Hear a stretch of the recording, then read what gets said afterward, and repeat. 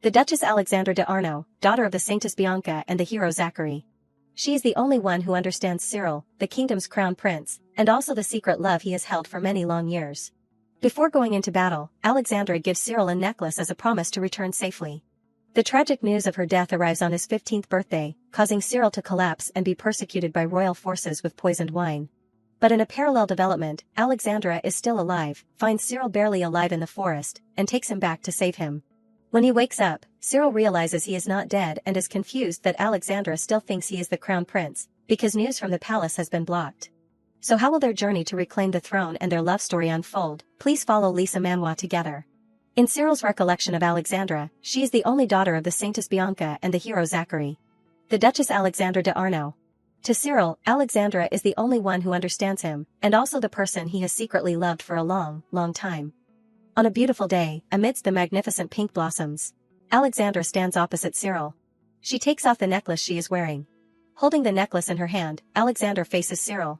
She places the necklace in his hand and gently reassures him, "Please do not worry, I will return to your highness safe and sound, at all costs." Under the brilliant sunlight, the necklace in Cyril's hand shines like the hope that Alexandra gives him. Alexandra takes Cyril's hand, her voice soft but full of confidence, "Please keep this necklace until I return." Cyril's hand silently clutches Alexandra's necklace, his lips are slightly pursed, words unspoken. Recalling Alexandra's smiling face, Cyril thinks to himself, "Before the unease in my heart, she smiled, as if comforting a little brother." He cannot help but feel regret. If only I had known that was the last time I would speak to her, even just once, I would have revealed all the feelings I have kept hidden in my heart for so long. Cyril still remembers clearly the moment he received the tragic news. It was a lonely sunset, the soldier's report rang out like a thunderclap in clear skies, "Your Highness." The leader of the troops, the Duchess Alexandra de Arno, saying this, the soldier choked and could not speak. He silently offers Cyril a piece of fabric from Alexandra's clothes, the fabric soaked in blood instead of words. Seeing the piece of fabric stained with bright red blood, Cyril's hand, which was clutching Alexandra's necklace, immediately trembled. He could never forget the day she died on the battlefield. It was also Cyril's 15th birthday. At that moment, Cyril felt like the sky was falling, the remorse with the idea that the war was not what killed her, but me, causing Cyril endless pain. He covered his face and sobbed. Suddenly, Cyril froze. He heard heavy footsteps approaching. Cyril looked up, a cold, dark cloak swept past. He understood that a cowardly emperor, without allies by his side like him. Losing Alexandra, Cyril lost his only hope, his eyes gradually became empty. From the beginning, in the cold imperial palace, he could not speak his mind even once before the pressure of the powerful royal families. And then, with no other choice, he had to send Alexandra to the battlefield, only for her to sacrifice herself in vain. Without support, Cyril was surrounded by royal forces, who sent soldiers to capture him. Despite Cyril's struggles and shouts, "Let me go, you bastards, how dare you, do you know what you are doing?" Cyril's shouts had no effect on them. Two soldiers quickly twisted his arms behind his back and pinned him to the cold stone floor. Cyril's crown also fell to the ground. At this moment, someone with authority came forward, casting a contemptuous look down at Cyril. He sneered at him, "You poor child, do you still think you have power here?" Then, he picked up a glass of wine. His rough hand grabbed Cyril's hair, forcing him to look up. He slowly opened his mouth, "Alexandra. Since the Duchess Alexandra de Arno left you, you are just a beast, waiting to be torn apart and devoured." As soon as the words were spoken, he poured the wine swirling in the glass into Cyril's mouth. He tried to struggle, but in vain, the red wine just lingered in his mouth. Cyril felt as if a fire was burning his mouth and throat, quickly churning in his stomach, and he writhed in pain that he had never dared to imagine before. In the terrible pain, Cyril's hand unconsciously clutched Alexandra's necklace. An idea flashed through his mind, "Is this how I will die?" Alexandra's beautiful smile inadvertently appeared in his head. Cyril wondered, was she also this scared, is death this painful? Lying in a pool of blood, next to Cyril at this moment was only the utmost regret. If I had known that death was this painful, I would have protected her safety at all costs. Cyril's eyelids gradually closed, a tear silently fell. He softly called her name one last time before breathing his last, "Alexandra." In a parallel development, in a green forest, a rabbit is looking around blankly. Suddenly, a cold, sharp light flashes in the bushes, alerting the rabbit. Sure enough, a moment later, a sudden whooshing sound is heard, followed by an arrow that grazes the rabbit. Escaping death by a second, the rabbit hurriedly scurries away. Following the rabbit's shadow, a girl steps out from the bushes. It is Alexandra. She sighs regretfully, "Missed it." Holding the arrow in her hand, Alexandra pokes at the white rabbit fur on the ground, her face showing obvious disappointment. "What a pity, its fur is clearly beautiful." The morning sunlight gently shines down, causing Alexandra to squint her eyes for a moment. Her eyes open slightly, and her pupils suddenly contract. Before her is Cyril, he lies motionless on the rocks. Alexandra is momentarily stunned. What is that? She carefully observes Cyril, his eyes are tightly closed, the corners of his mouth are bleeding. Fortunately, he still seems to be barely breathing. At this time, at Alexandra's house, an old man is laboriously carrying a basket of clothes. The old man has a benevolent face, with glasses on his right eye, giving the impression that he is a well-read and knowledgeable elder. Even though the clothes he wears are simple, they cannot hide his dignified demeanor. He looks up at the clear blue sky and smiles slightly. The sun is so warm today, the clothes will dry quickly, you will see. At this moment, Alexandra runs from afar. With a flustered expression, Vincent, help me with something. Seeing Alexandra suddenly appear, Vincent could not help but startle and exclaim, Miss Alexandra, are not you going hunting? Despite being surprised, he did not forget to correct her. And my name is not Vinchad, but Vincent, madam.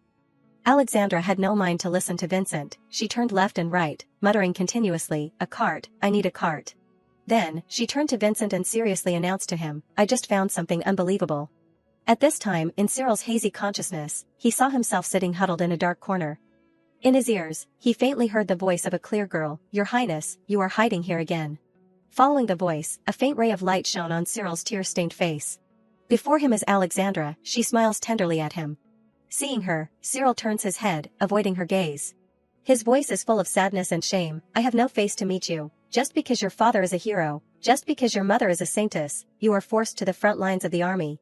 Those nobles no longer care what I think, I am just a puppet king, no one will listen to me. With that, in his eyes, he could not hide his resentment. Alexandra listens to him attentively. Then, she suddenly smiles, when I was still a young girl, I always dreamed of becoming a knight. Saying this, Alexandra stands up, turns to look into the distance, her voice full of ambition, I long to go to the battlefield, to make a name for myself with glorious achievements.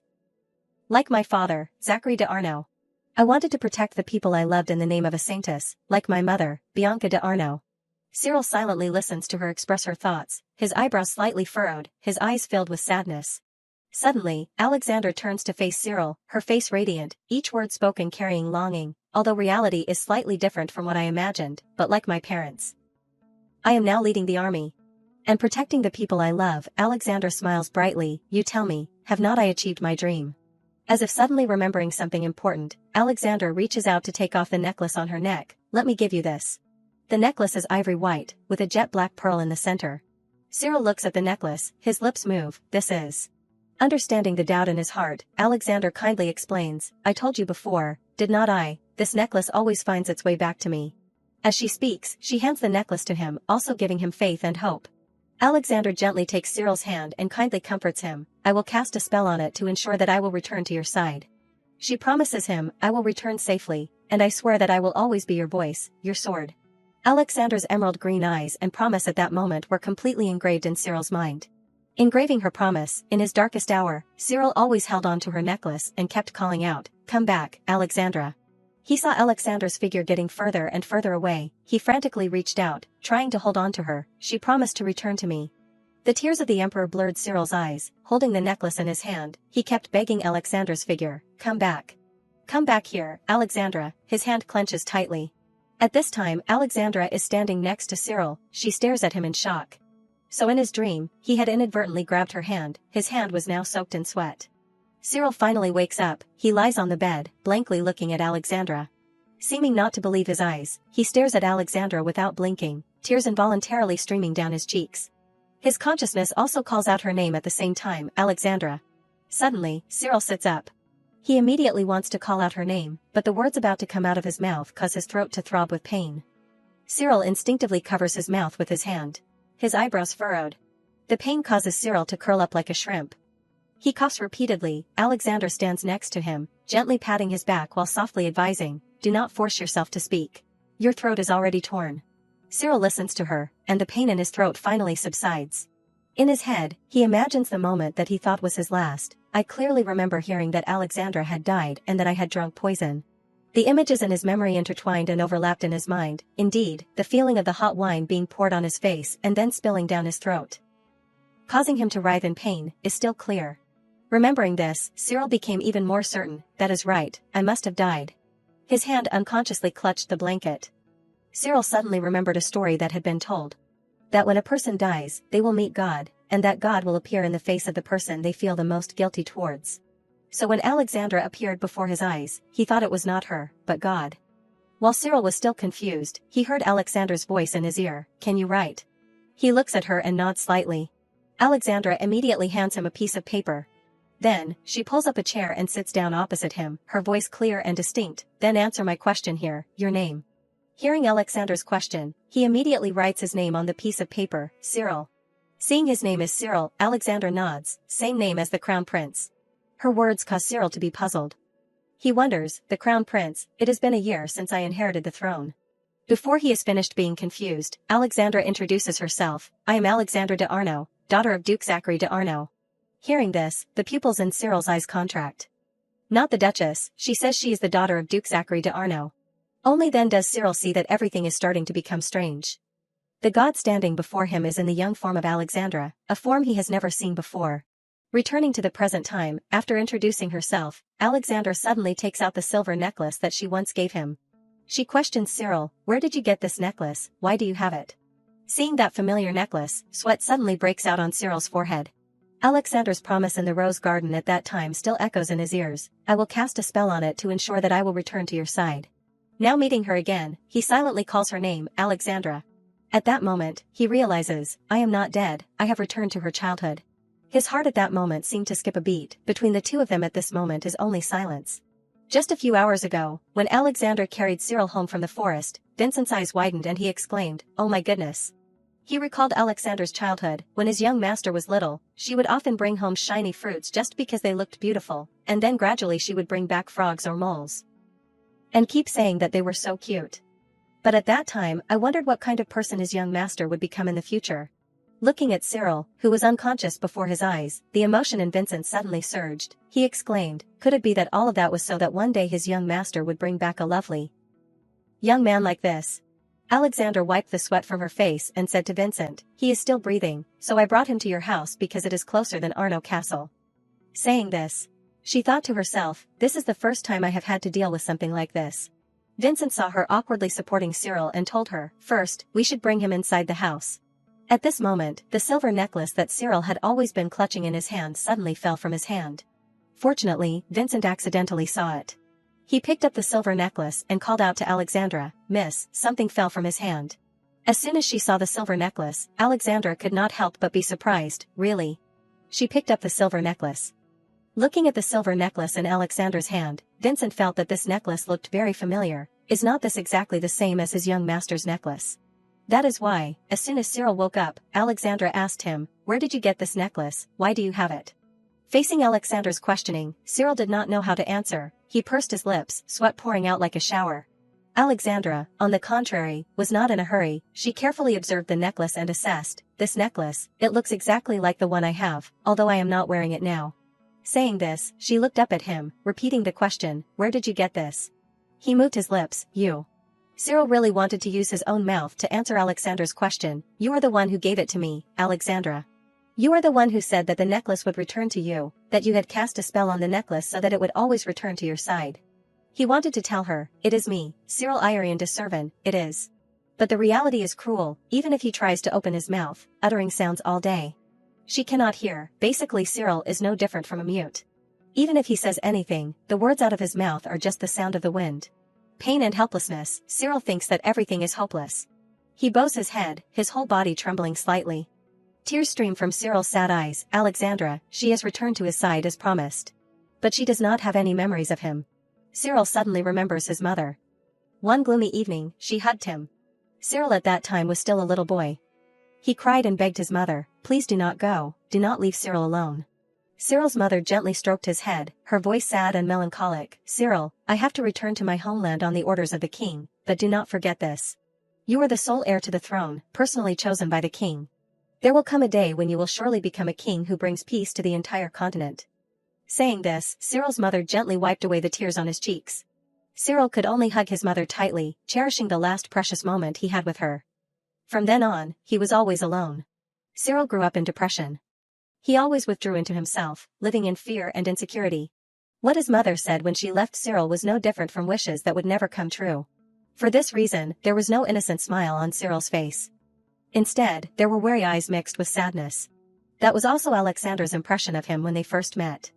At that time, he sat on the throne and asked her, "Who are you?" Different from Cyril's shyness, Alexandra appeared with a confident demeanor and a sincere smile. I am Alexandra of the Arno family, daughter of Duke Zachary. From now on, I will be your partner." Hearing Alexandra's introduction, Cyril's face remained the same, expressionless, with a cold look. After a moment of silence, he stood up and said indifferently, "Could it be that the Arno family knows nothing about the rumors about me?" As he spoke, he walked towards her. Hearing Cyril's question, Alexandra was confused. "Yes, well," before she could finish, Cyril coldly interrupted, "I do not need partners." He said sternly, "After all, an emperor like me can be eliminated at any time." Finishing his words, he turned and left. On a beautiful day, warm sunlight shone on the magnificent palace. However, inside the desolate palace, the icy atmosphere was completely opposite. Cyril sat on the throne, but in his ears were malicious whispers, "Have you heard the news?" Those gossipy royals secretly glanced at Cyril and continued to gossip behind his back.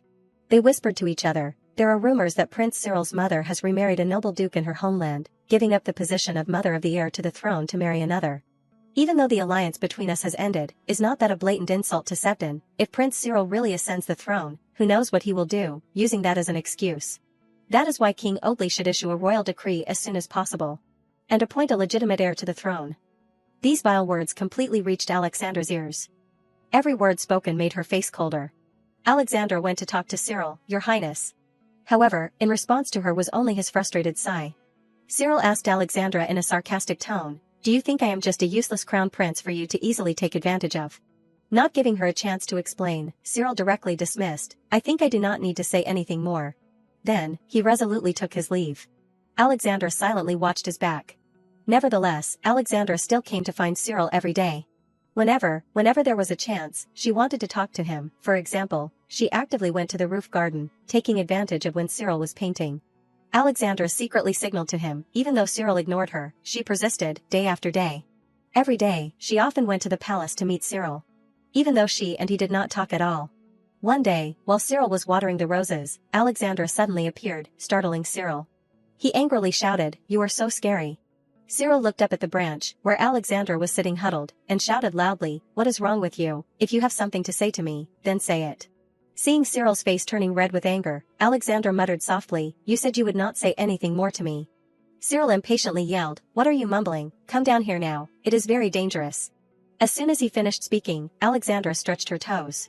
The moment she flew down made Cyril stunned. Alexandra was as beautiful as a goddess in her jade green dress, her petite figure moving people's hearts. She sincerely expressed to him, "I am not doing all of this because you are the crown prince, I just want to be the one who shares your joy when you are happy. And be by your side when you are sad." Each of her words, though soft, touched his heart. She looked into his eyes, her tone sweet, "Can't you let me be by your side?" Hearing this, Cyril's cheeks flushed. He wanted to tell her, "I want to be near you." Did she know that those words alone saved me at that time, a person who was always alone? Those were the deep words that Cyril buried in his heart. His childhood was haunted by the fear of living a meaningless life that no one would remember. But it became bright because Alexandra appeared. Painfully, at the present moment, he and she are sitting next to each other. Cyril had to bitterly bite his lip with the thought, "But she does not remember who I am. She does not even know who I am." Thinking of this, he raised his hand sadly to wipe away his tears. Seeing Cyril covering his face and crying in pain, Alexandra did not want to force him to ask any more. She had to let him sit alone and then quietly left, secretly looking at him through the crack in the door. Alexandra wondered, "Cyril, what made you cry so tragically?" Vincent stood next to her. He speculated, perhaps he is not well, so it is more difficult to control his emotions. Then, Vincent turned to ask Alexandra's opinion, "What are you going to do? He is too weak to be considered a thief. Besides, did not you give the necklace to him, this time when you went to war?" Saying this, Vincent paused slightly, wanting to say something but stopping. Alexandra's face showed a contemplative look. She stroked her chin, "That is why I do not know if he stole it from him. None other than the strongest knight of Servin, her father, Zachary de Arno." Carrying suspicion towards Cyril, Alexandra discusses with Vincent, "We must check, because there cannot be two identical items in the world. What if he is pretending to cry to trick us?" She looks down at the necklace in her hand, muttering, "If he really stole this necklace from my father." As she says this, Alexandra's hand holding the necklace suddenly tightens. She makes a decision, "As the future successor of the Arno family, I will definitely clarify your purpose and identity." Alexandra, carrying an icy chill, enters Cyril's room, warning him with a cold look. Night falls, at Vincent's house. Alexandra helps Cyril walk, step by slow step. Arriving at a cramped room, she instructs him, "Stay in this room until you feel better." Cyril still has not recovered, he breathes wearily. Following Alexandra's instructions, he looks around his new room. For a moment, Cyril feels surprised. A room? Does she call this a room and not a storage room? Even the bed is almost the size of the sofa in the living room. Alexandra does not care what Cyril thinks, she calmly helps him sit down on the bed. Bringing her face close to his, her tone slow, "Right now, you do not have the strength to do anything anyway." As she says this, she suddenly threatens him, "Listen carefully, if you do anything to harm Vincent when I am not here, I will hunt you down to death." Alexandra's emerald green eyes, which were originally very beautiful, now become so cold that Cyril shudders. Before leaving, she does not forget to turn around and remind him with her eyes.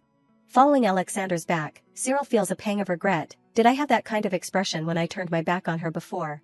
He can only sigh. Why does not Alexandra have that necklace at this moment? No wonder I am being suspected. Lost in thought, Cyril suddenly feels a sharp pain that makes him bite his lip. He falls down, while hurrying to cover his mouth. After stabilizing his breathing, he thinks, "Those memories are so real that I was in so much pain that I thought I was going to die." If Alexandra was still in Arno at that time, it must have been about 10 years ago. As he thinks this, he leans back against the head of the bed. He calculates, then I must be about 5 years old now. His eyelids droop. 5 years old.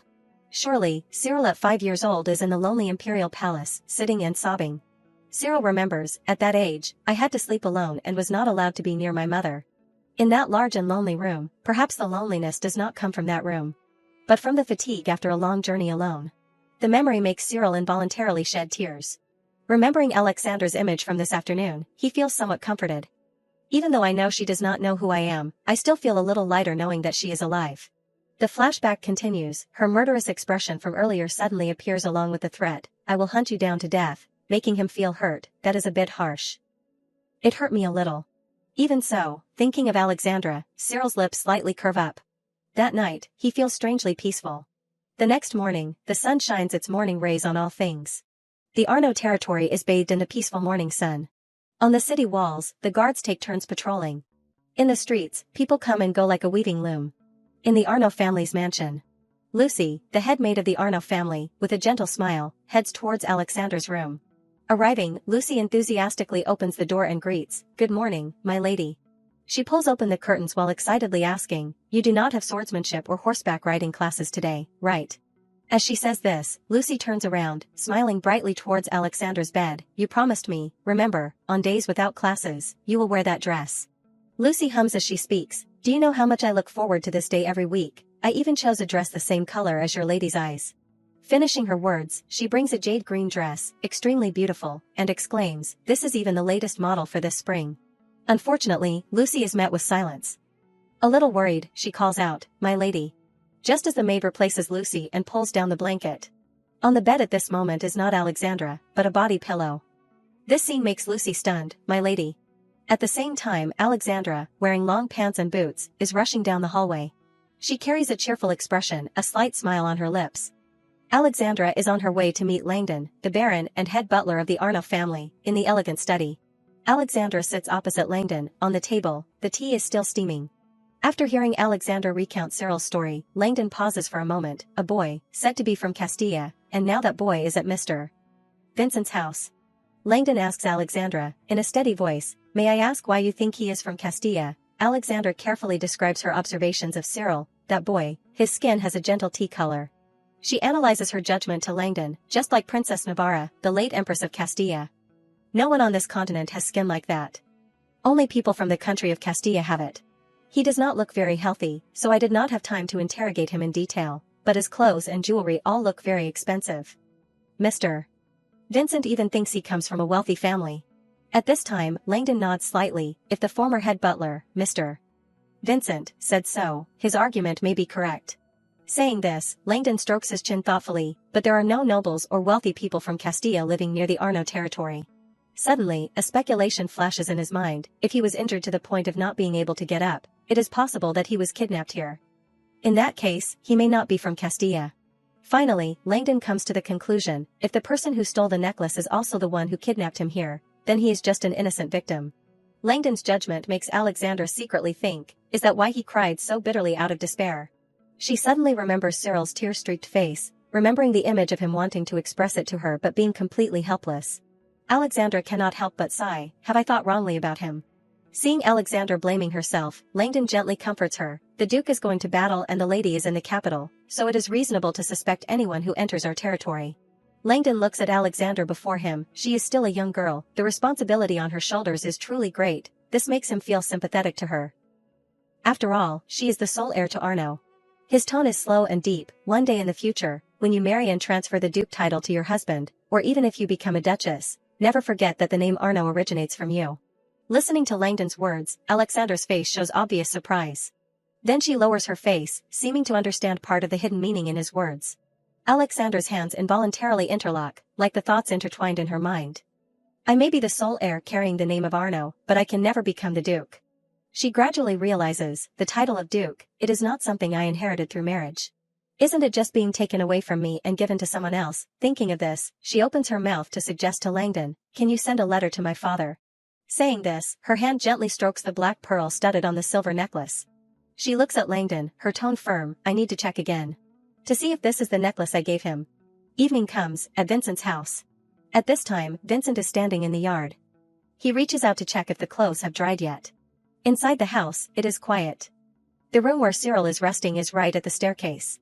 The door leading to his room is ajar, just enough to see Cyril sleeping on the small bed next to the wall. He is curled up in the blanket, looking tired. Cyril's face is pale and haggard, sweat dripping down his cheeks. Suddenly, a person wearing a black robe appears. He comes to his side and whispers in his ear, Cyril Irian de Servan. Are you just going to lie there all day and sleep? The grim voice makes Cyril afraid, his hand trembling. The hand of the person wearing the black robe slowly caresses Cyril's face. The words spoken contain resentment, while you are sleeping, those who killed you and Alexandra are still lurking out there. Remember. The reason you are alive again, as he speaks, he presses his cold face against Cyril's face. The hand caressing his face suddenly tightens, the pupils in Cyril's eyes contract. He feels that his hand is gradually becoming rough, cold like snake skin. He hisses through his teeth, conveying to Cyril each urging word, find it. If you do not want to die again in despair in the future, each word that the man in black speaks binds Cyril's mind like a black snake coiling tightly around him. Cyril screams in terror. His scream startles Vincent, who hurries up the stairs. Pushing open Cyril's room, Vincent exclaims in shock, oh my goodness. Did you fall because you were trying to stand up? Cyril's whole body is now covered in sweat, his face still full of horror.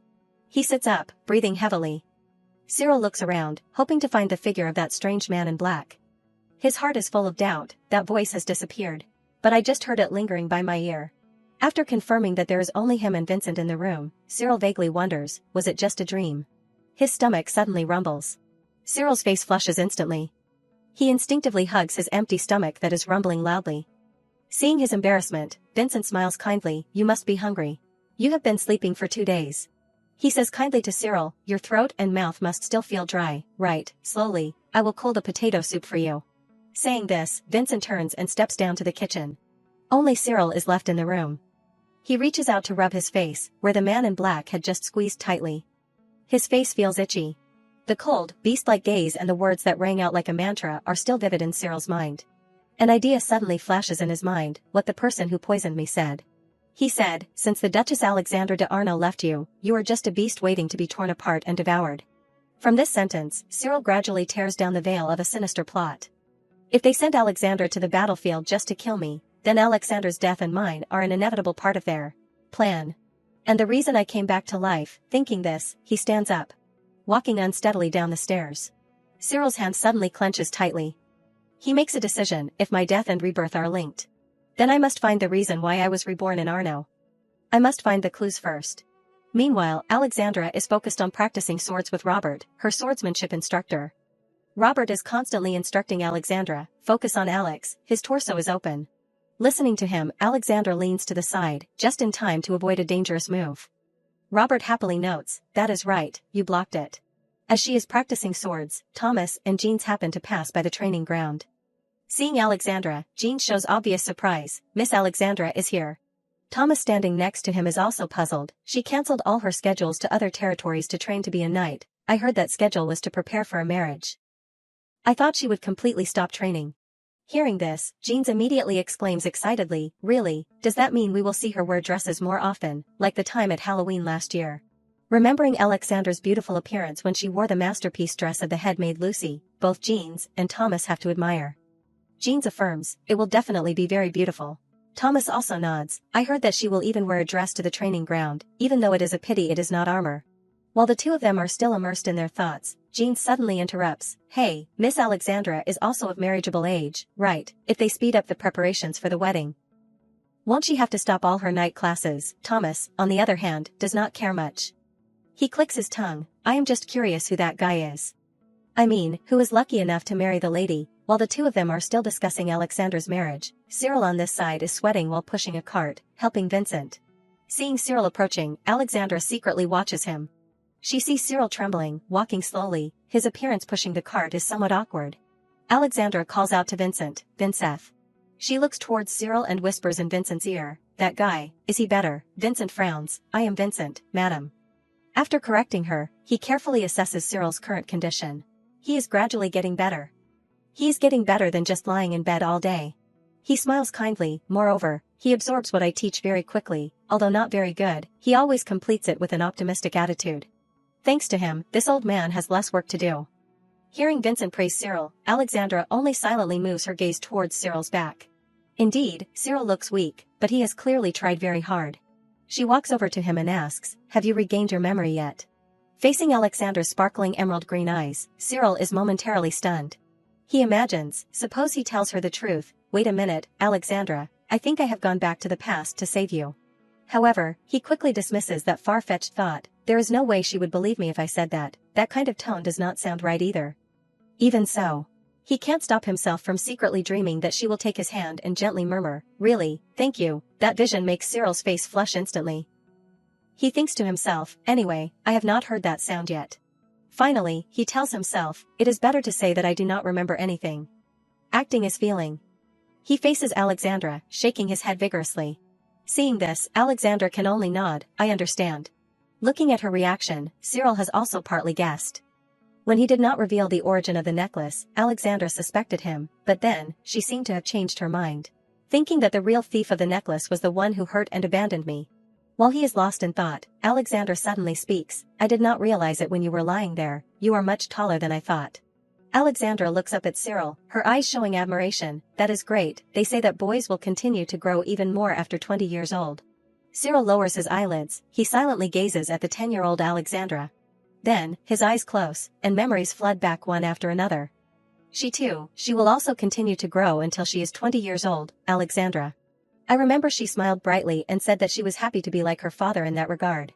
At that time, I always wondered if I could catch up with Alexandra's height. If my eyes were at the same level as hers. What kind of look would she give me? Would she look at me with different eyes at that time? I had imagined it. Now that it has become a reality, his and her vision meet. Cyril suddenly feels his cheeks burning hot. He quickly turns his head away, not daring to look for long into those blue eyes like autumn lakes. At this moment, Robert's call comes, Alexandra, where are you? Alexandra hears Robert call her name and quickly responds, I am here, Mr. Robert, I am coming. Finishing her words, she turns to wave goodbye to Cyril, I will come find you later, take care. Alexandra leaves, Cyril still watches her go. Her back gradually disappears. On the way back to Vincent's house, Cyril is constantly thinking, is not Alexandra going to become a knight? According to his memory, in the past, Alexandra could not become a knight, but currently, she is still in Arno, training to become a knight. If according to the progress of the previous timeline, I must not be separated from this person. Thinking this, Cyril's gaze stops on the back of the person in front of him. It is Vincent, the former head butler of the Arno family. According to Cyril's understanding, it is no exaggeration to say that Vincent is the spiritual pillar of the Arno family. Based on the development of Cyril's past life, in the near future, Alexandra will give up her dream of becoming a knight that she has always longed for. The beginning of that is Vincent's death. While Cyril is calculating his next step, Alexandra is at the archery range. She is diligently wiping the shield. Seeing this, both Thomas and Jeans cannot bear it. Thomas steps forward and calls out loudly, Miss Alexandra. Jean standing next to him continues, just leave it there, let us do it. In response to the two of them, Alexandra only smiles, it is okay, today is my turn to polish the shield. Every time they face her smile, Thomas and Jeans are extremely embarrassed. Thomas awkwardly opens his mouth, "But miss, you are about to start your etiquette class, you do not necessarily have to do these things." Even so, Alexandra does not stop. She looks at the shield as if looking at a companion, her hand holding the wiping cloth is even more gentle and careful. He is still arguing with Alexandra about polishing the shield when Robert's shout comes from behind, "Hey, stop right there. Mr. Robert, who is also the current sword training instructor of the Arno family, is standing with his arms crossed, sternly scolding Thomas and Jeans. "How many times do I have to remind you that? As long as I am standing on the training ground, she is not Miss Alexandra, but Apprentice Knight Alexandra. Thomas and Jeans, have you finished all the tasks I assigned you, on the battlefield? Will you give the reason that you cannot complete the task because you are helping others?"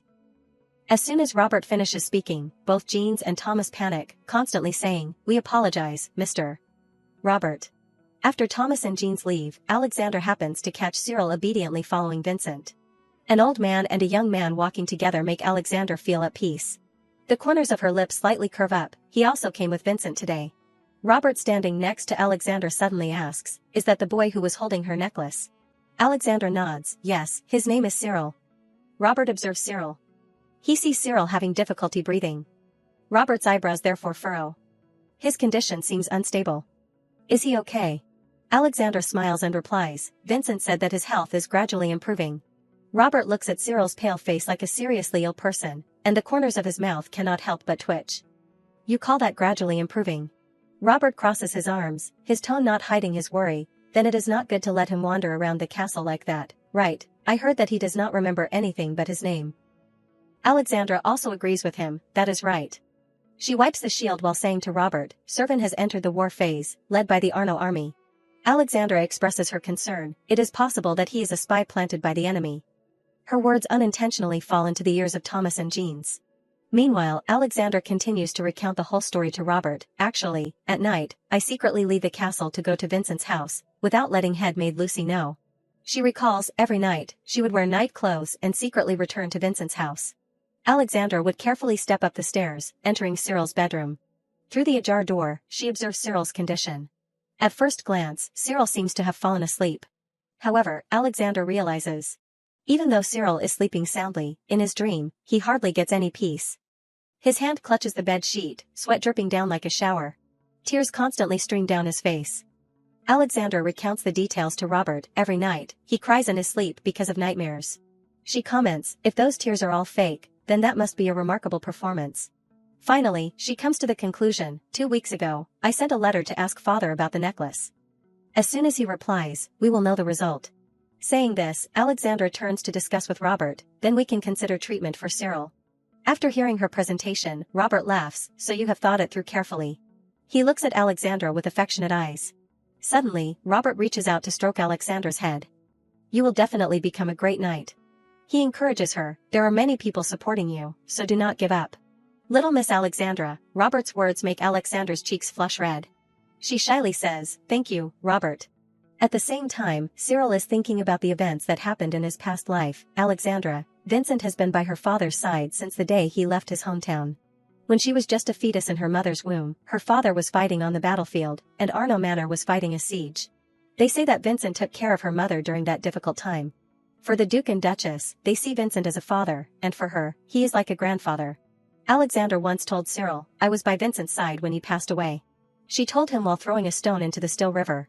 At that time, Cyril sat next to Alexandra, her soft voice entering his ears. "Everyone comforted me that it was just an accident. But I have always blamed myself." Alexandra confides in Cyril, "There was a time when I could not ride a horse anymore." Saying this, Alexandra gives a sad smile. "I realized that a kid like me at that time could not do anything." Her voice is full of regret. "I punished that 10-year-old for not being able to protect the person I loved, that is, giving up the dream I had always longed for." Even though Vincent's accident at that time happened more than 10 years ago, Alexandra has always blamed herself. "If only I had been faster, Vincent could have been by my side for longer." She secretly wishes, "If only I were stronger." Back to reality, at Vincent's house. Cyril is carefully stepping down the stairs. He comes across Vincent, who is fidgeting and muttering, "That is strange, I remember just wearing my glasses." Cyril approaches him, he reaches out and takes off the glasses that are on Vincent's head. Vincent looks at the glasses in Cyril's hand and scratches his head. "Oh my mind has been wandering lately, always forgetting things." He puts on his glasses while thanking Cyril. "Thanks to Cyril I do not have to climb to the second floor to find my glasses, I am going out for a bit." Saying this, Vincent waves goodbye to Cyril. He watches Vincent's back. A moment later, Cyril decides to follow Vincent. Hearing footsteps, Vincent turns around. He sees Cyril running after him and chuckles, "Oh my, are you going to stick to me like glue?" With Cyril accompanying him, Vincent feels very happy. Even so, he does not forget to kindly advise him, "Do not try too hard, this old man likes to have a companion to chat with when walking," but no matter what Vincent says, Cyril insists on following behind him. He thinks Alexandra said that he died in some accident. But she never told me what the accident was, or when it happened and where. As he is contemplating, Vincent's call pulls him back to the present. "Cyril, look there." He reaches out and points into the distance. It seems that the lady has a horseback riding class today. Following the direction of Vincent's finger, Cyril's eyes suddenly light up. Before his eyes, Alexandra is riding on horseback, her demeanor as majestic as any man. Her face is radiant with a sunny smile. Cyril smiles slightly. In those days when she dreamed of becoming a knight, she looked so free. Watching Alexandra's figure makes Cyril feel his heart skip a beat. He stares at her without blinking. Alexandra's happy smile inadvertently reminds Cyril of the incident that will change her life. He is sure that this is the reason he was brought back to Arno 10 years ago. While Cyril is immersed in his thoughts, he is unaware that he has become a thorn in the side of Thomas and Jean's. Both of them are secretly observing him. Then, Jean secretly signals to Thomas with a nod. A few hours later, in the bustling town, people come and go. Vincent is surrounded by people. A woman steps forward to ask for his opinion. "My son sold the calf that was used to pay the land use tax, without my knowledge. I can't give birth to another calf. What should I do, sir?"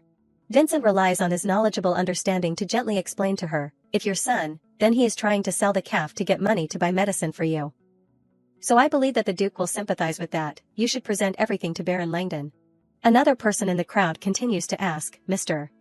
Vincent, it seems that this year's apple harvest will decline. Do you think the Duke will consider that as well?" While Vincent is busy answering questions for the people, Cyril sits not far away. He carefully contemplates, why does a retired butler have to ask the people every day like this? At first I could not understand, but gradually I understood a little more when following him like this. People in the territory often come to Vincent for advice on their circumstances. Vincent, literally, is the father of the Arno territory. Cyril finally realizes, even though it is true that everyone in Arno trusts Vincent, they also have faith in their Duke. Because they believe that their master is a fair person. They can ask the person whom the Duke trusts very much, anything they want. This thought makes Cyril feel hurt. If only I had such a loyal bodyguard before. Looking from afar at the crowd surrounding Vincent, Cyril feels the loneliness appearing more clearly.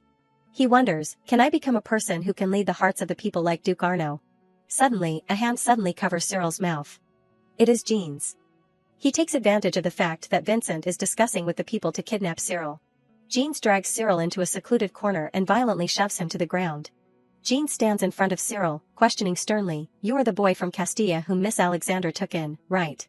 Thomas standing next to him also continues, "I am talking to you. Who sent you here?" Thomas shouts, "I am talking to you. Who sent you here?" Cyril thinks in confusion, sent here.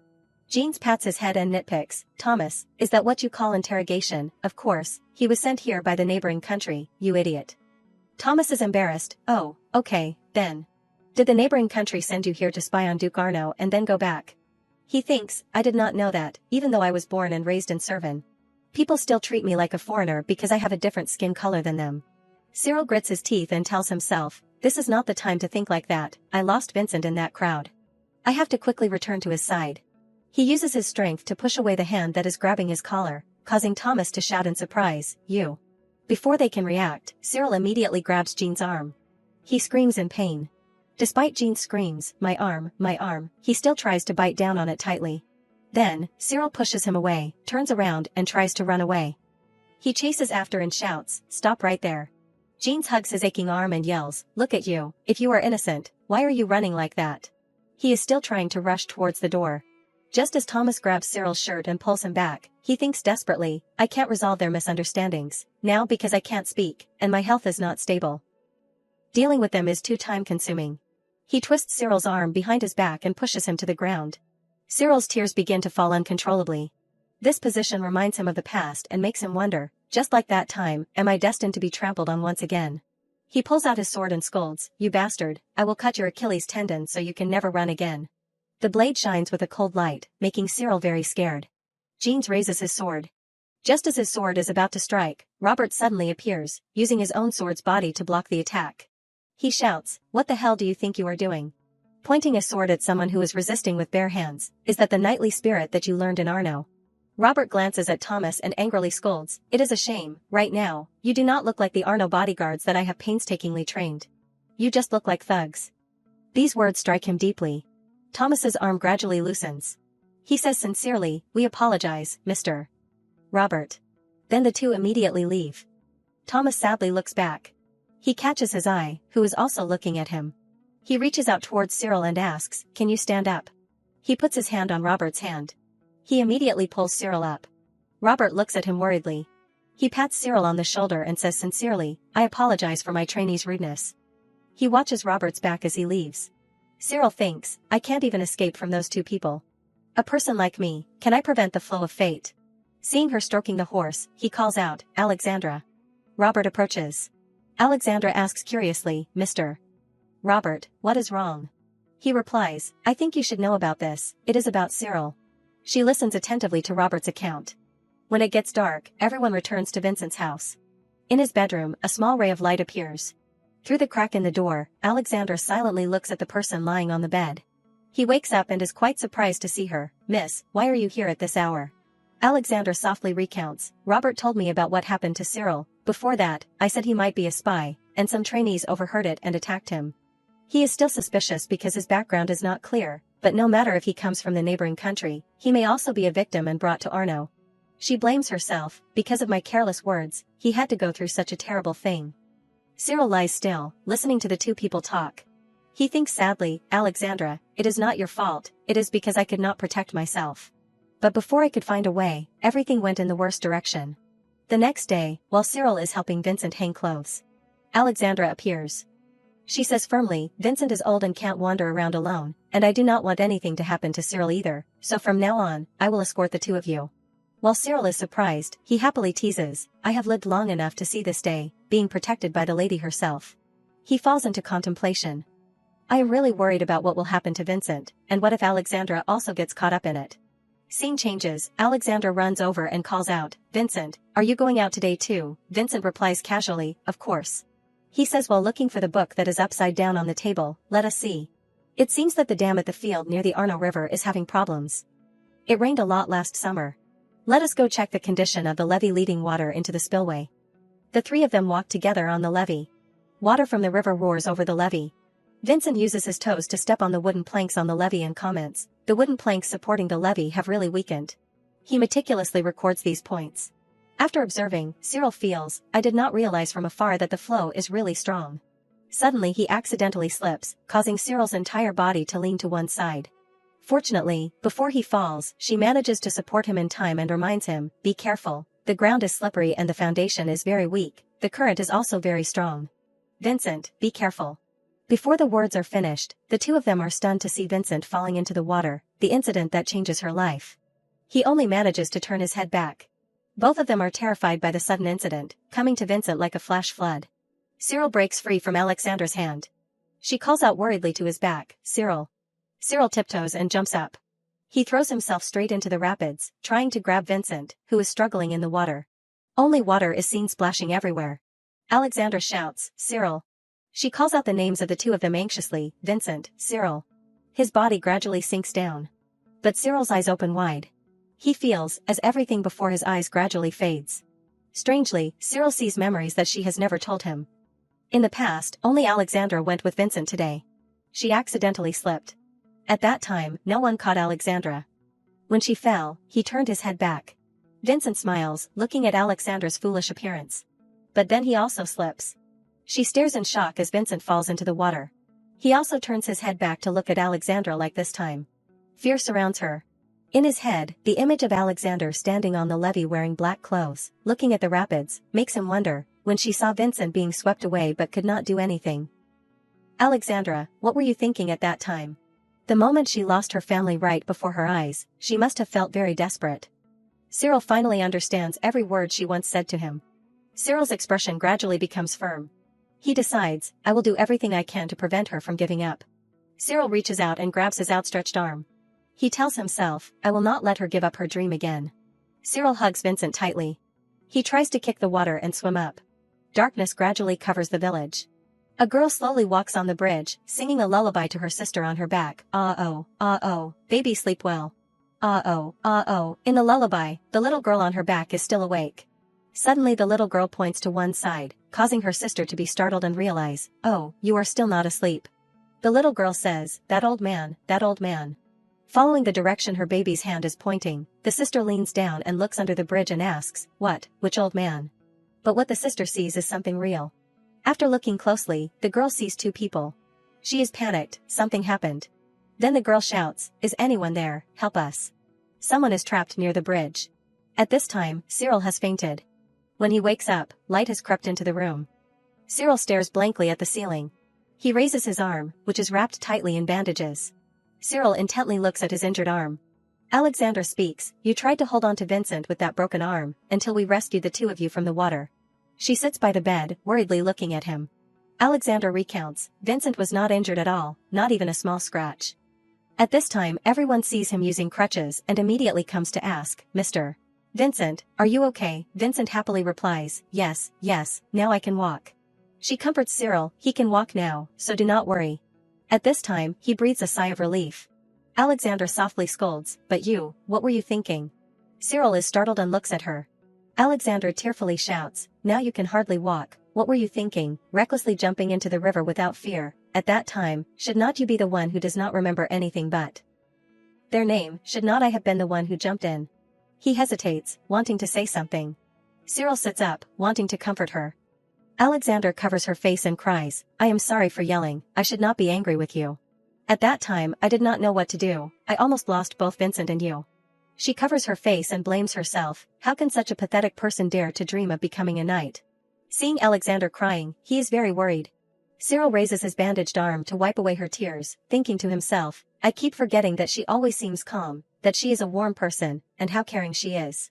Even if Vincent is alive, and I die, Alexandra will think that that boy died trying to save Vincent, and will blame herself for the rest of her life. He tries to use his eyes as if wanting to say to her, I am sorry, I did not mean to hurt you. Cyril's fingers gently wipe away Alexandra's tears.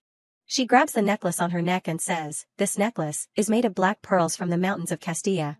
Sent by my mother herself as a birthday present. I have been wearing it since I was born.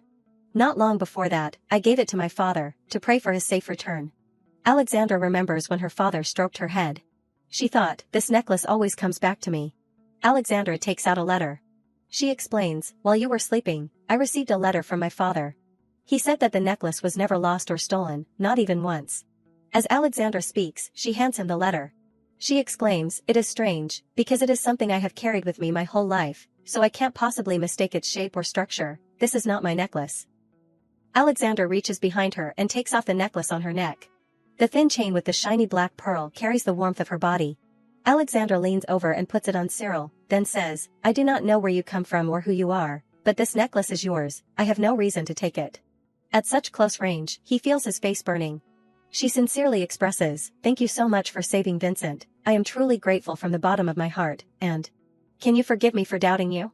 Seeing Cyril still unresponsive, Alexandra asks again, can you forgive me for doubting you? Then she silently waits for an answer from him. Cyril caresses the pearl on the necklace and thinks, actually, whether I can forgive her or not is not something I should say.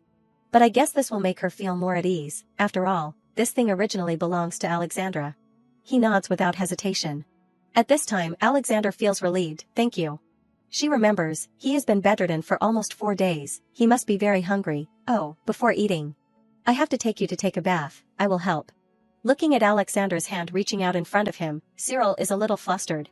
He thinks, blushing, a bath, is she saying she will help me bathe? Cyril enters the bathroom, warm water has been prepared. She asks from behind, can you take off your clothes yourself, wait for me a bit. He is startled and panicked, what did Alexandra just say? What does she mean, wait for me a bit? Cyril's face is flushed red. He wonders, should I take off my clothes and sit waiting? It is a bit difficult for her to pull me up. Cyril tries to calm himself, do not think about it. As he reminds himself, calm down Cyril, he tries to take off his shirt with one hand. Cyril secretly comforts himself, the maids often bathe you anyway, moreover, I am injured and must move my hands less. There is nothing to be ashamed of. A knock on the door makes him jump. The door opens slightly and a person enters the bathroom. Cyril's face is burning, he does not dare to turn around. He turns around in surprise when he hears Robert's voice. "We meet again, I am the swordsmanship instructor, Robert." Cyril's face is blank. He tries to suppress his embarrassment. He asks caringly, "What is wrong, are you okay?" Cyril blames himself. "I just had inappropriate thoughts, thinking about it carefully, it is obvious. If the rumor spreads that the only princess of Arno bathed a man, that scandal would be no joke." Robert gently pats him on the back. He suggests, "If you do not feel well, we can bathe at another time." Cyril remembers Alexander's words, "You have been bedridden for almost 4 days." He wonders, could it be that I smell? Cyril immediately turns to him and asks for help, "Please bathe me." The stream of water is poured down his head. While helping Cyril rub his back, Robert says, "You seem very accustomed to being served. Your body also shows that you have gone through many training courses." He pauses for a moment to evaluate. Then Robert continues, "Thanks to you jumping in to save Mr. Vincent yourself, Our Lady was not injured." He remembers when she grabbed his arm and asked for help. Robert recounts, "The moment you jumped into the water, she ran frantically to the castle. If you were not there, the lady would have been injured or even worse, so this is how I want to thank you." Then he instructs, "However, even though you have not regained your memory, your family and relatives must be anxiously looking for you. So, do not do anything that is too much for you. If they desperately search for you and then receive a corpse, how devastated would they be?" These words touch his heart, causing Cyril's tears to flow suddenly. After his father's death and his mother's return to her hometown, Cyril's only relative is his great-grandmother, Queen Audalie. At the age of 14, Cyril inherited the throne and was murdered at the age of 15, the lonely Emperor Cyril. Not a single relative mourned his death. A new day comes to the village. A soldier reports, "Baron Langdon. We brought them here, the one who found them." The little girl points under the bridge and recounts, "The 2 of them were trapped in the net that was strung under the bridge. They could have sunk to the bottom of the river if it was not for it. Thanks to the net, they were saved." He asks, "Was the net always here?" The little girl replies, "No sir, it is only strung up during the flood season. When the river water rises, the sheep are often swept away while drinking water. About 10 years ago, a pilgrim who stayed in the village proposed this. When the sheep are swept away and get caught in the net, the women can quickly bring them up. This is the second time this net has saved someone since it was first installed." Langdon suddenly asks, "This has happened before?" The little girl honestly replies, "Yes, that pilgrim saved someone. Then they left the village together."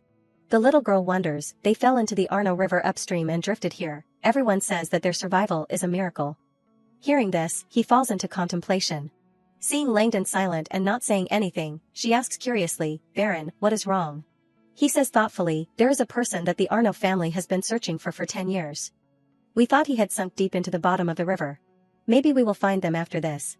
At the present time, he still does not know that." Cyril looks at his arm after the bandages are removed. The fact that he saved Vincent has caused secrets that were once deeply buried to gradually surface. He gratefully hugs Cyril and pats him hard on the back. In Vincent's arms, he feels an unspeakable joy. About the truths that should have been revealed long ago, are gradually beginning to become clear. That day, when Alexandra was walking in front of the house, suddenly Pierre appears and greets, "Long time no see, Miss Alexandra." She is startled when she sees him. Alexandra asks in surprise, "You, how?" Pierre does not say a word and pulls out his sword. He points the sword at her and says coldly, "You seem to be okay, I hope you are always well." "It has been a long time, Miss Alexandra." Pierre smiles at her. Alexandra calls out softly, "Pierre." He reaches down to his waist and asks, "When you see me, you know what to do, right? You have not forgotten, have you?" Finishing his words, Pierre pulls out a small knife.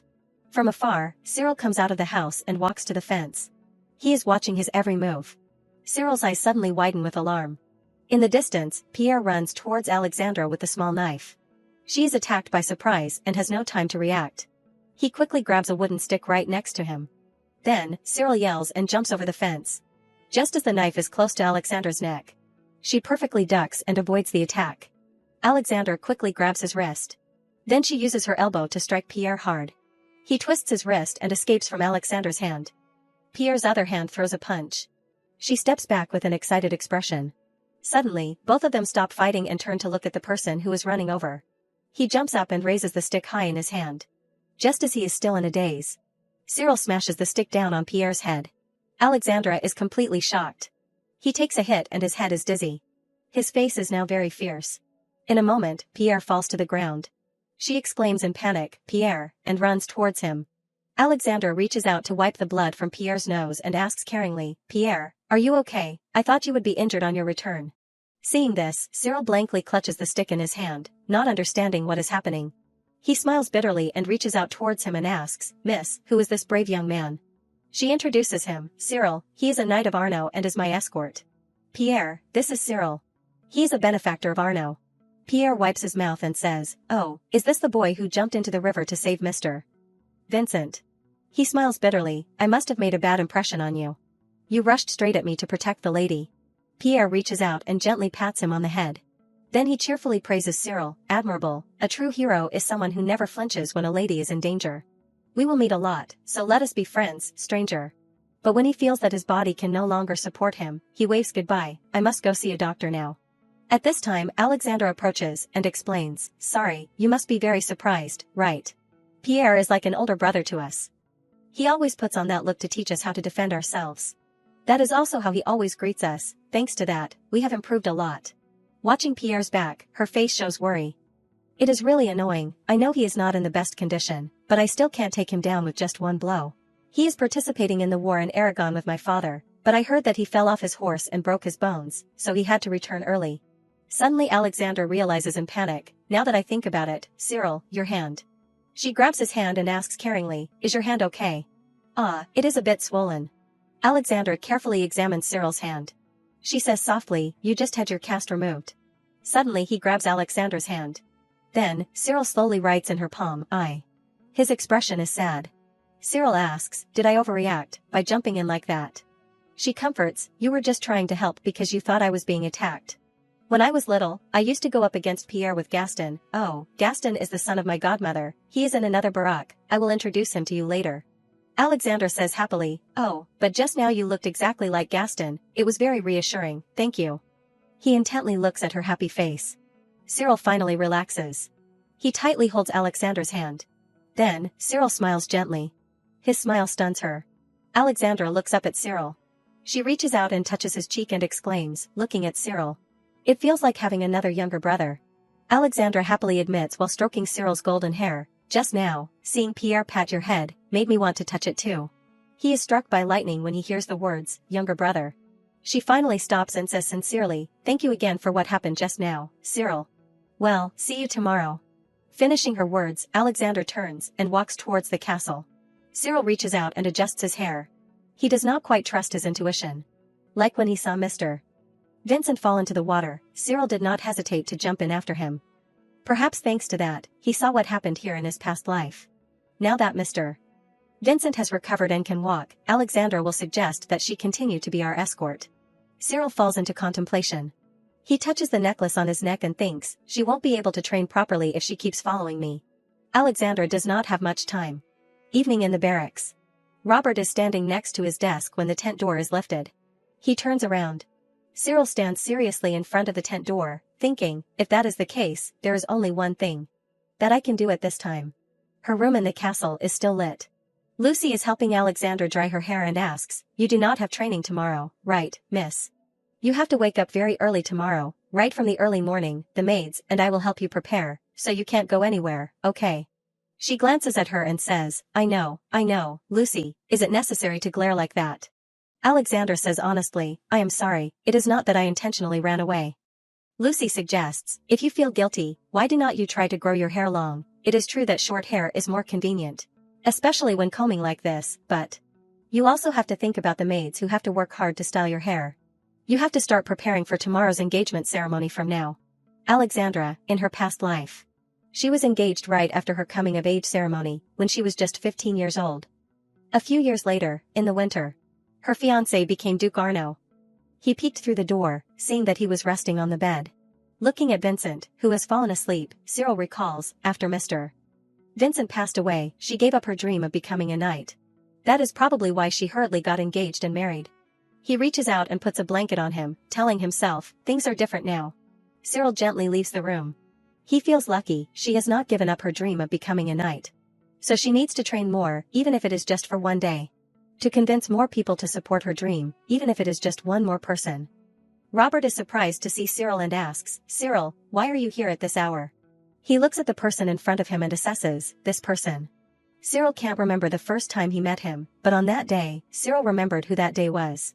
From the angle of his face as he looked down, He remembers, Mr. Robert was the one who, on the day the tragedy happened, told Cyril about Alexandra. He was the one who brought the news of her death. He can confirm, he was also the one who was by her side until she died, and was also the teacher who taught her to become a knight. This man will definitely stand on Alexandra's side. The capital of Servin, Lahaz. In a room inside the palace. Emilio requests, I want a clear promise today. He takes the hot cup of tea. Emilio continues, a promise to hold an engagement ceremony between Miss Alexandra of Arno and my son this year. He takes a sip of tea and says sarcastically, it is rumored that the lady has neglected the promised etiquette classes, and she is still obsessed with the game of knights. She certainly does not intend to postpone the engagement indefinitely because of that. As he finishes his words, the expressions of the two people standing behind him darken. Emilio says with a smile, my second son is 16 years old this year. If we had held the wedding with the lady sooner, they would have 2 children by now. Am I right? Bianca, the Duchess of Arno, looks at him coldly. She explains, the reason why the engagement has always been postponed is because the enemy country, Aragon, has broken the ceasefire agreement and started a war. You should know this. Earl of Corsica. Bianca says tactfully, I believe that you do not think that a promise between 2 families is more urgent than a national crisis. My husband, Zachary Darno, has raised the flag of the kingdom and is on the front lines of this war. And we are calling for more allegiance from other noble families. He raises his hand to interrupt her, as you know. Isn't the Duke of Arno family a family that the late king ennobled in a rather unusual way, because of concerns about Her Majesty Ottilie's position? For a family with such an important political position in Servin, they do not have a very long history. Emilio points at Bianca and analyzes arrogantly, Bianca Darno, even if the Holy See recognizes you as a saint, it won't be easy to ask the Holy See to send a holy knight. Especially whenever war breaks out.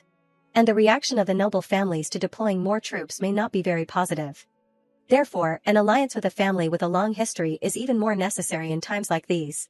Do you agree? He pretends to sympathize, Arno is not the only family worried about our homeland. So, I urge you to cooperate with us as soon as possible, with a family like ours, the Corsica family. Emilio boasts, one of the founders who contributed to Servin with a long history. She sneers, okay. Then, at least the 2 children should meet before the engagement, right? Bianca stands up and arranges, I will invite the Earl of Corsica and his son to the Arno mansion. Achieving his goal, he smiles in satisfaction. In the flower garden, the Baroness says angrily, Emilio de Corsica. How dare he insult the Arno family like that? At a time like this, when the Duke can't easily speak out, he dares to make a threatening request to the Duchess. Standing behind her, Sover is also grinding his teeth in anger. He points to himself and confidently assures, Madam, just give the order, this Sover will deal with them without leaving any traces. She says in satisfaction. You are always the first to suggest such things. I do not know how I would manage without you. But for now, I will accept that kind heart. Bianca focuses on analyzing, the Corsica family is indispensable to Servin, so I do not want to cause any trouble. If we want to get cooperation from the noble families, we must first complete the marriage. To prevent our daughter from inheriting such a life, my wife and I have tried for 15 years. Finally, she turns around and makes a decision, since he said my daughter is still obsessed with playing the game of knights, let him meet her. Let him admire a masterpiece that Bianca and Zachary. A few days later, at the Darno mansion.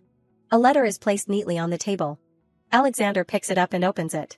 She reads it right in front of Langdon. After reading it, Alexander puts the letter down and recounts, my mother has invited the Earl of Corsica and his son to our mansion.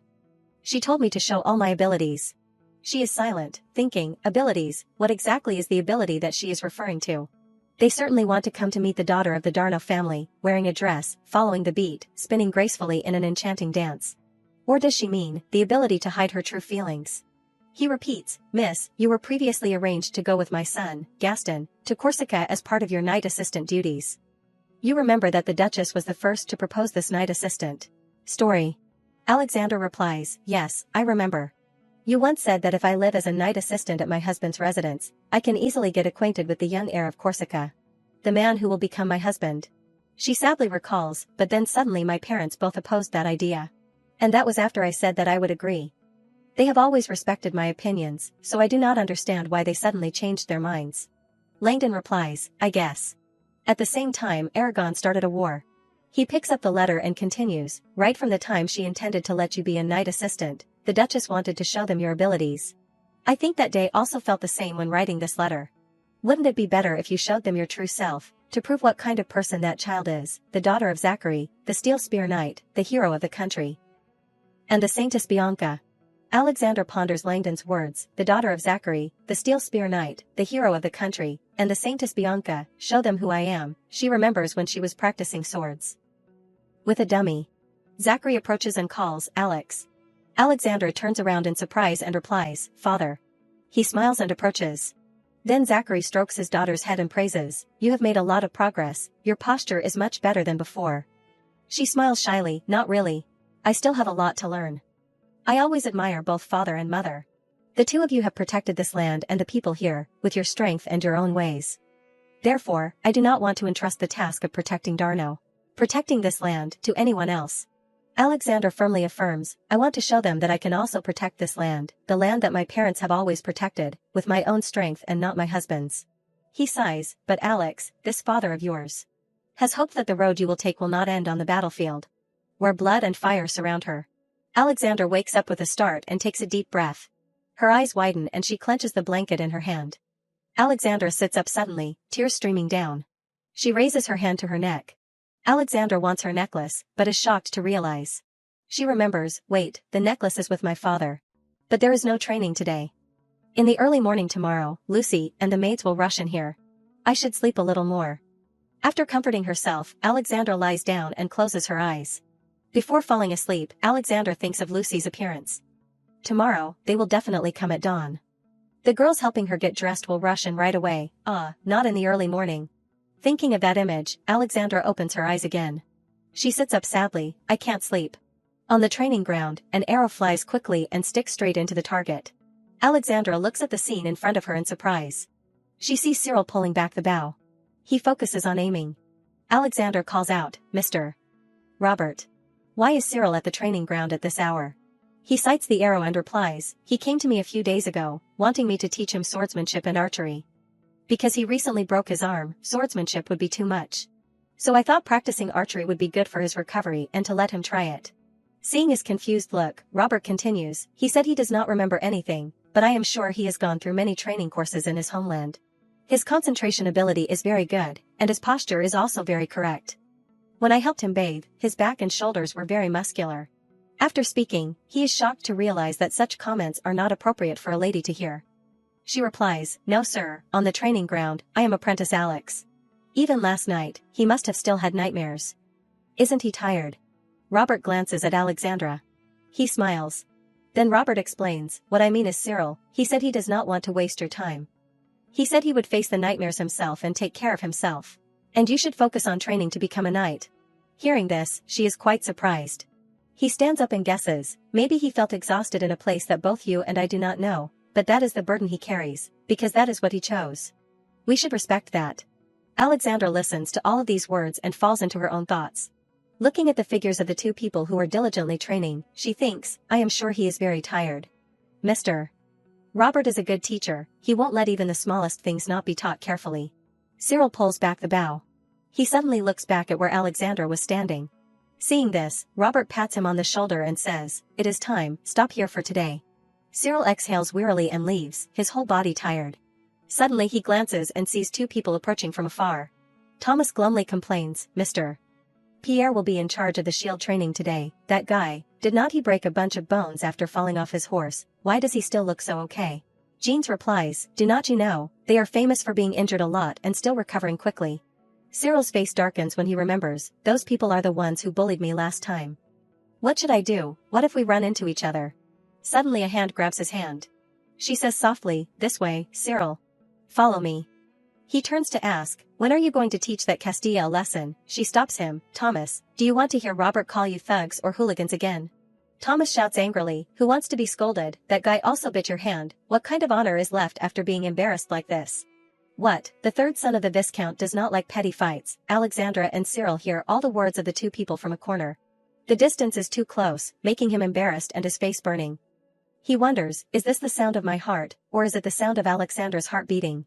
Cyril thinks, Alexandra is engaged, she probably only sees me as a younger brother. If there is gossip because of me, Alexandra will be in trouble. She suddenly leans down and asks softly, Are you okay, Cyril? He looks up at Alexandra.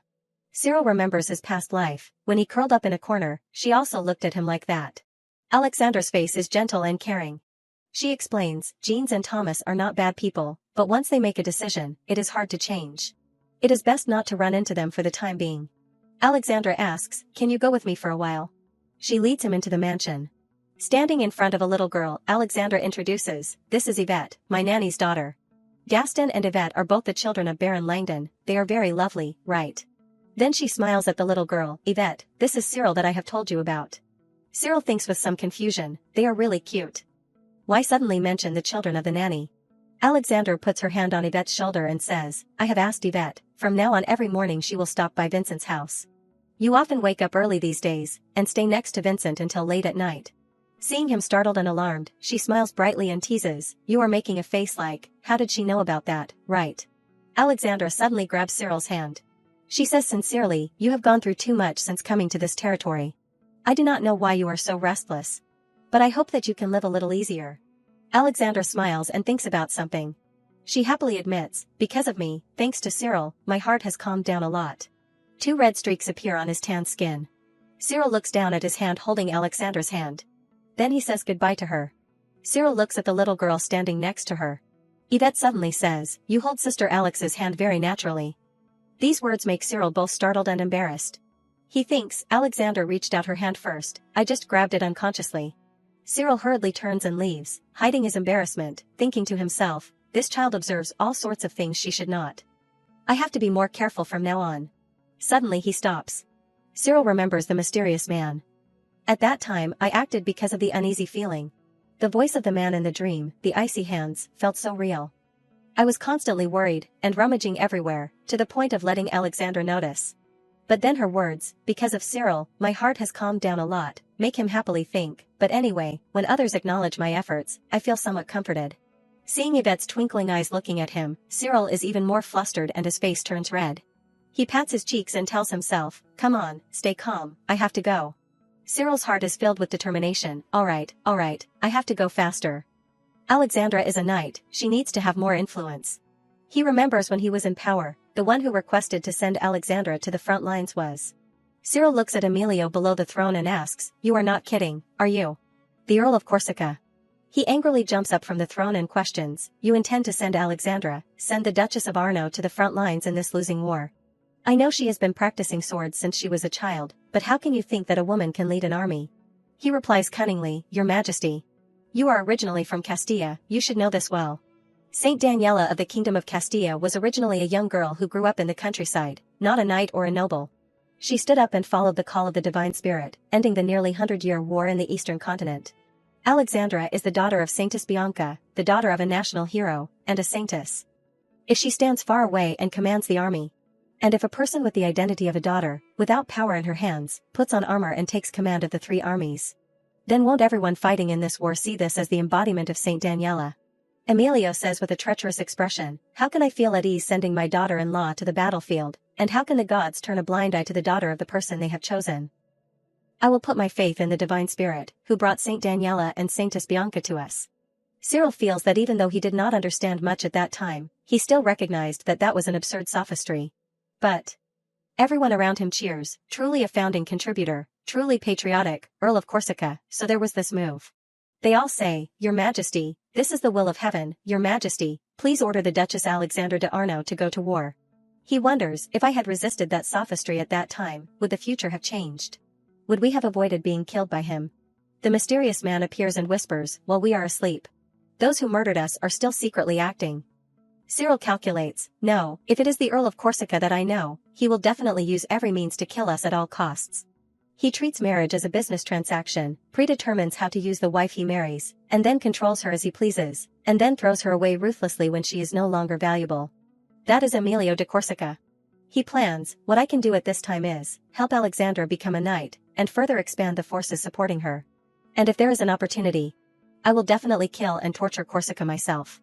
In Cyril's head, Emilio de Corsica appears as the one who plotted his and Alexandra's death. He loads an arrow into the bow. Cyril aims straight at the target, determined in his heart, if there is a chance, I must personally end him. The arrow leaves the bow and sticks straight into the bullseye. Robert stands behind, watching him practice.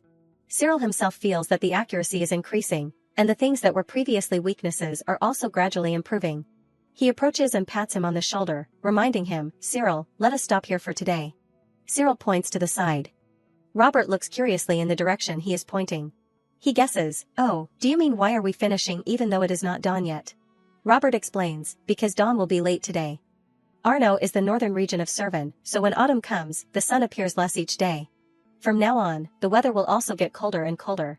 One day, the cold will suddenly hit, so prepare warm clothes. As the two leave the training ground, he calls him back, oh, by the way, Arno will welcome a guest soon, so from tomorrow, the guards will also start training from early morning. The kids who bullied you will also participate in the early morning training, so if you feel uncomfortable, I will lend you a bow. Self-training alone in a comfortable place is not bad either. Cyril wonders, a guest comes to the territory when both the Lord and the Duchess are absent. He returns to Vincent's house in the dawn light. As he walks, Cyril continues to think. Moreover, it is right when the harvest season is about to end, and it is also the time to visit the fields. He sees him return and says, welcome back, Cyril. Vincent asks Yvette, so, Miss Yvette. The Earl of Corsica and his son will come before the Mansiong festival. The little girl replies, yes. The Duchess has sent a letter to the Earl, so the Duchess will welcome them on her behalf. Hearing this news, Cyril is very worried. He clutches the bow and thinks, the opportunity has come sooner than I thought. The Earl of Corsica will come to Arno. On the training ground, many guards are diligently training. The target used for archery is lying silently in a corner. Alexandra comes to the training ground and looks towards the archery area. She reaches out and pushes the hair that is blown by the wind behind her ear. Then Alexandra turns and asks Robert, there are no targets being shot, did Cyril skip training this morning? He replies while wiping his sword, no, Cyril does not come to the training ground these days, but trains on his own, because the guards start coming and going from early morning. She breathes a sigh of relief, so that is it. Robert notices Alexandra's unusual expression. He teases, I heard that Cyril has not given up on archery, you seem very relieved. She laughs and frankly admits, yes. He is honing himself with the desire to become a knight. Alexandra's eyes sparkle and says, a mysterious young man fell into our territory, we can't talk comfortably, his identity is also unclear. But he always supports me, when I realize that. I feel like Cyril is running parallel to me. Her head is filled with images of the two of them side by side. Alexandra thinks, I just see his side and it tells me to move forward. The necklace he is wearing is not mine. But it is as if it was something I sent with a prayer for my father to be safe on the battlefield, and now it has returned, as if giving me courage. Thinking this, she can't help but smile. Alexandra reminds, the plan to welcome the Earl of Corsica and his son will proceed as planned. I hope you will take charge of training the knights. Robert sighs. He says, the Earl of Corsica probably won't be happy. She replies, even so, since he does not know what kind of person his future daughter-in-law is not this the best way to show my abilities? Robert smiles in satisfaction. Alexandra points to herself and confidently affirms, I will show my future fiancé and father-in-law what kind of person the daughter of the Arno family is. On a tree-lined road, a carriage with a retinue is slowly moving forward. The black flag with the deer symbol representing the Corsica family flutters in the wind. Inside the carriage, Ion looks out the window boredly. He asks, we have been in the Arno territory for a while now, but how much further until we reach the castle, father? Emilio sitting opposite him comforts, do not be impatient, look around, Ion, see how fertile the Arno land is. In all of Servan, only Arno owns such a vast agricultural land. I heard that forestry can also be developed here. Sounds very magnificent, right? Thinking about the future, he laughs and says, when you marry Alexandra, this will be the land that you will rule later. A guard riding a horse suddenly notices something ahead. He wonders, dust. A cavalry unit rushes forward. She rides past the Corsica carriage. Alexandra asks, are you the Earl of Corsica? She sits on horseback wearing armor, smiling radiantly. Alexandra greets according to etiquette, it is a pleasure to meet you, I am Alexandra, the Duchess of the Arno family. The Knights of Arno will escort you to the castle. Pierre and Jeans are also present in the cavalry unit. Robert bows his head, not showing any expression. She looks down into the carriage. Ion looks through the glass and is surprised, she brought troops, it is unbelievable that there is such a rude person. The Knights of Arno spread out around, escorting the Corsica family's group. Emilio opens the car in his surprise. Seeing him come out, Ion hurriedly calls, Father. She sits on her horse and looks at Emilio. He reaches out and says with a smile, the Duchess, your mother, must have had a reason to confidently invite me to the territory like this. Alexandra puts her hand on Emilio's hand. He leans over and kisses her hand lightly, please express my respect for the Arno Duchess's hospitality. After greeting each other, the group led by Alexandra enters the castle. He uncomfortably glances at the tall knights outside. Emilio notices this and asks, Ion, what is making you uncomfortable? He frowns and thinks for a moment. Then Ion complains, saying that they are welcoming guests, but they bring armed knights. It would be mild if they just turned around and left in anger. Suddenly he reaches out towards him, startling Ion. Emilio leans close to his son's ear and says deeply, Ion, open your eyes and look carefully. Although they are holding swords and bows, they are not wearing armor. The Duchess of Arno is not showing off military strength. Now that the real master is absent, no one knows when foreigners will invade this land. The Duchess has come here to safely welcome guests, and has prepared in the most effective form possible. He pats him on the shoulder and continues to explain, that is also the Duchess herself, not a knight. After Emilio sits back in his seat, Ion reaches out and touches the back of his neck, listening silently. He recounts that, 15 years ago, when the Duke was at the front lines, Arno was invaded by the rebel Jacob. That person was the second son of the former King Victor I. At that time, to resist the holy siege, the Duke's wife, who was pregnant with Alexandra, Duchess Bianca, stood up to protect the territory until her husband returned. Emilio concludes coldly, the current Duchess is acting exactly like her mother, that is an extremely strong sense of sovereignty. He intently looks at his father. Then Ion's gaze turns towards the window and says, it seems that father is very satisfied with that stubborn child. He does not reply quickly and just looks out the window. In Emilio's eyes is the straight back on her horse. He squints his eyes and smiles, admitting casually, of course I am satisfied, she will be the one who hands over all of Arno to my son. Finally, the carriage slowly passes through the city gate. In front of the mansion, Baron Langdon and his wife are waiting. Emilio gets off his horse and walks towards everyone. He greets with a fake smile. Cyril hides in the crowd and watches Emilio from afar, judging him. Although he is younger than I remember, he is indeed the Earl of Corsica. He intently observes him. Cyril anxiously bows his head. He looks at his trembling hand and thinks, I was afraid. No matter how high the hit rate is, because I have never liked hunting since I was a child, I have never shot at a living target. Cyril uses his left hand to tightly hold his trembling right hand. He realizes, only after facing it do I understand, how terrifying and afraid I am of killing a living creature. Taking someone's life for my own desires, is that something that can be forgiven? Cyril is startled when he hears Alexandra's voice, let me lead the way for you.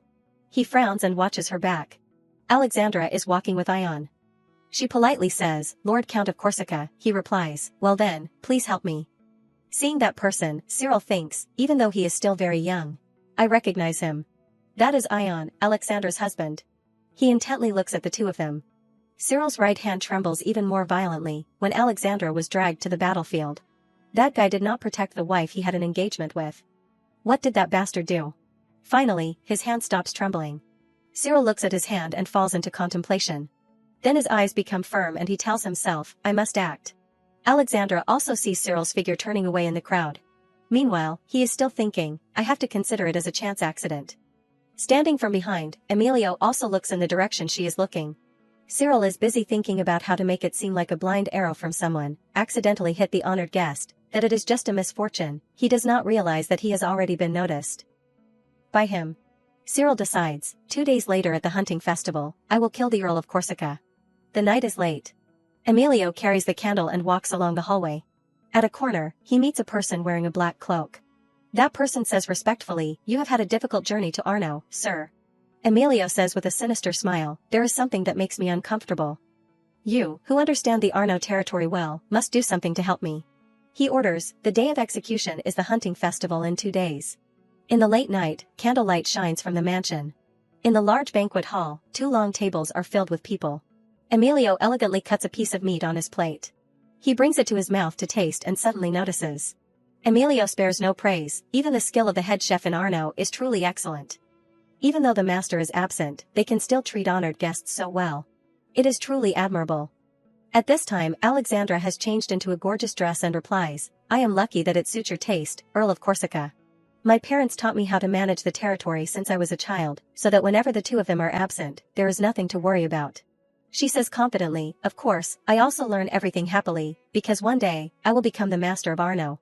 Both father and son are surprised by Alexandra's words. Emilio replies with a fake smile, so that is it. Indeed, today will be an unforgettable day for me. The Duchess has such a strong spirit of sovereignty. Very likely to become a new relative of mine, truly.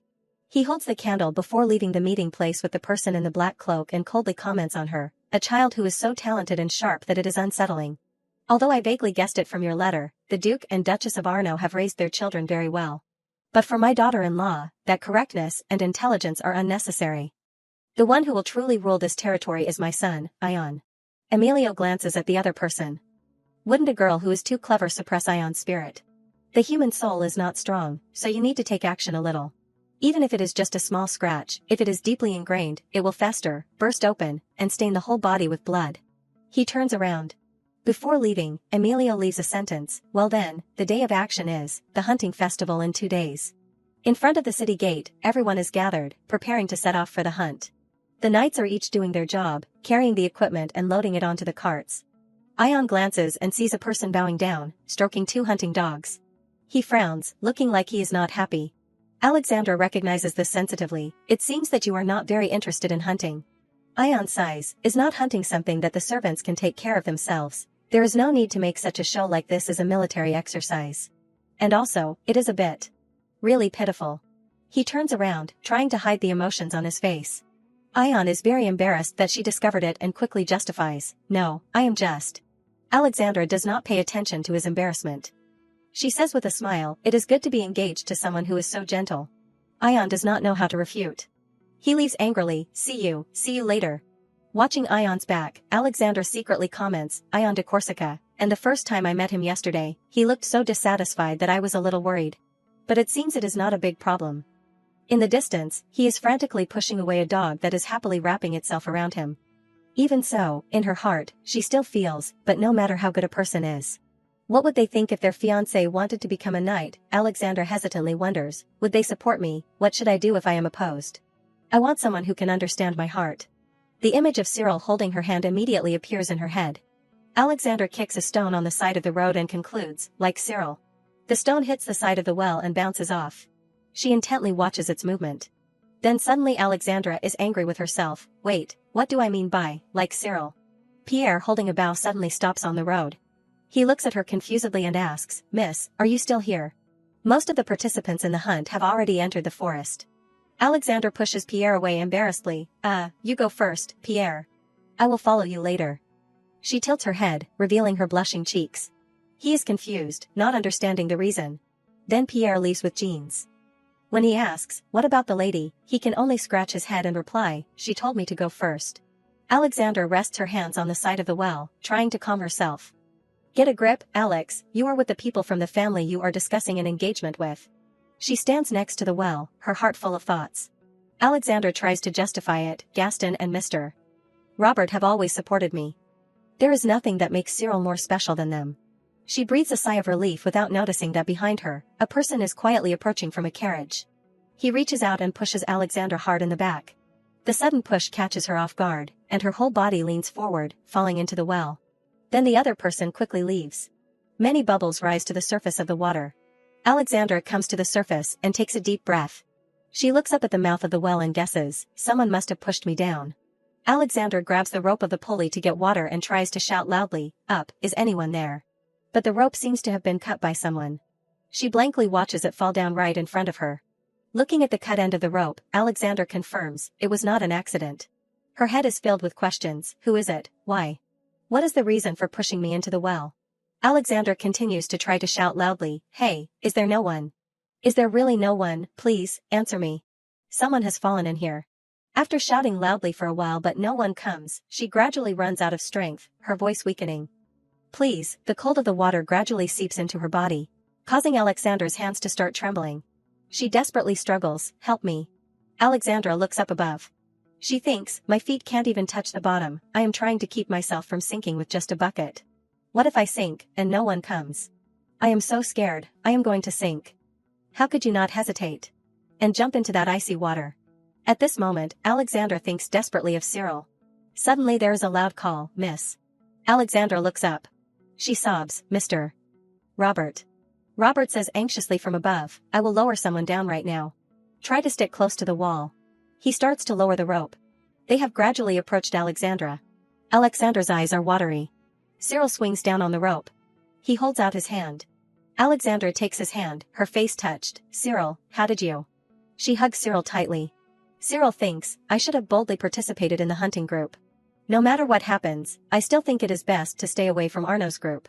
Vincent, Yvette, Mr.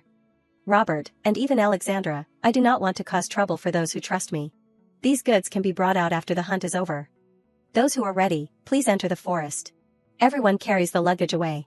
Cyril lifts the curtain and steps out. Along with that is a big sigh. Cyril thinks, once my goal is achieved, I will leave Arno. As long as Earl Corsica disappears, Alexandra won't have to go to war anymore. Alexandra and I will not repeat the ending like the past. Cyril raises his bow and shoots. He thinks, all I need to do is eliminate Emilio de Corsica. Suddenly there is a voice from behind, but will everything be resolved just by killing him? Cyril turns around to look.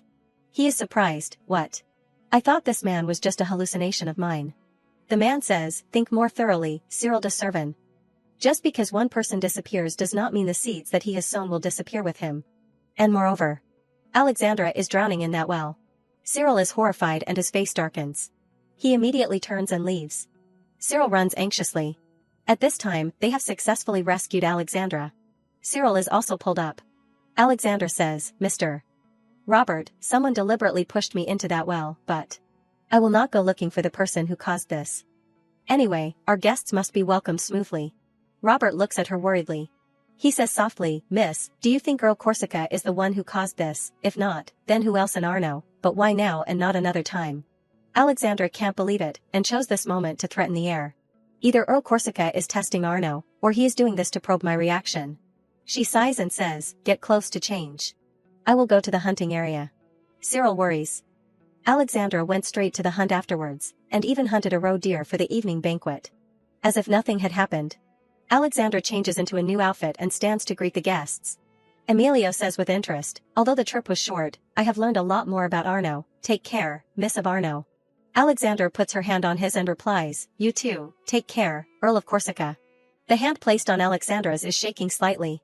Emilio notices this. He smirks with delight. He kisses Alexandra's hand. Then he quickly gets into the car and leaves. Emilio turns his head back and looks at the figure hiding behind the tree. His face is a little dazed. That person is none other than Cyril. Cyril looks at him uncomfortably. This expression of Cyril's makes Emilio very satisfied. He turns and exclaims, so there are also some people from Castilla here. Disgusting. Scene changes to the capital of Servan, La Hoz. Adelie's delicate hand is placed on the bed. Bianca puts her hand on top of hers. Her face is very worried. The hands of the two people are clasped tightly. Adelie says apologetically, I seem to be sleeping more than usual lately, I am troubling you, Bianca. Bianca smiles. She asks caringly, how do you feel, Your Majesty? Adelie, with a weary face, looks at her. Adelie replies, this is the first time in a long time that I have such a nostalgic dream. That person is the Empress of Servan, Adelie. Bianca asks, was it a very happy dream? Adelie replies, no, but it is a memory that I can only see in my dreams. 20 years ago. Adelie is walking in the palace. She calls out loudly, Emilio. Then she hurriedly corrects herself, oh no, should I call you Earl of Corsica now? Emilio smiles brightly and looks at her, Adelie. He says happily, traveling from the capital to here must not have been easy. Thank you for coming. Adelie replies gently, because this matter is related to the brothers and sisters who grew up with me, I must come. She asks, can you take me to Eloise? It suddenly starts to rain at this time. The two walk and talk. Emilio recounts, my mother once said that because twins share too much from when they are still in their mother's womb, the connection between them is more special than anyone else's. That is probably why, Adelie. I can easily accept my father's death. Eloise's body is placed in a flower coffin.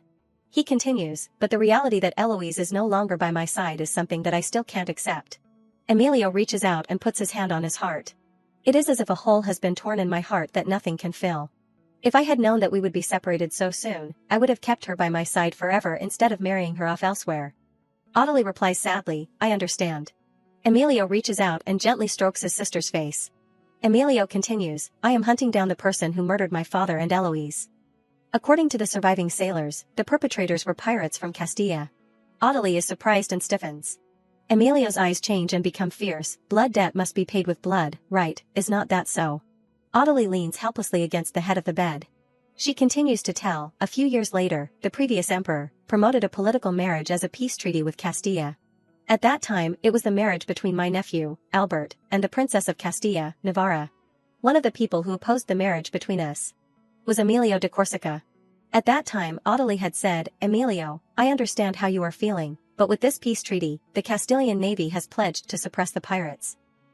Emilio had coldly replied, "Do not you hear that sound, your highness, Audley?"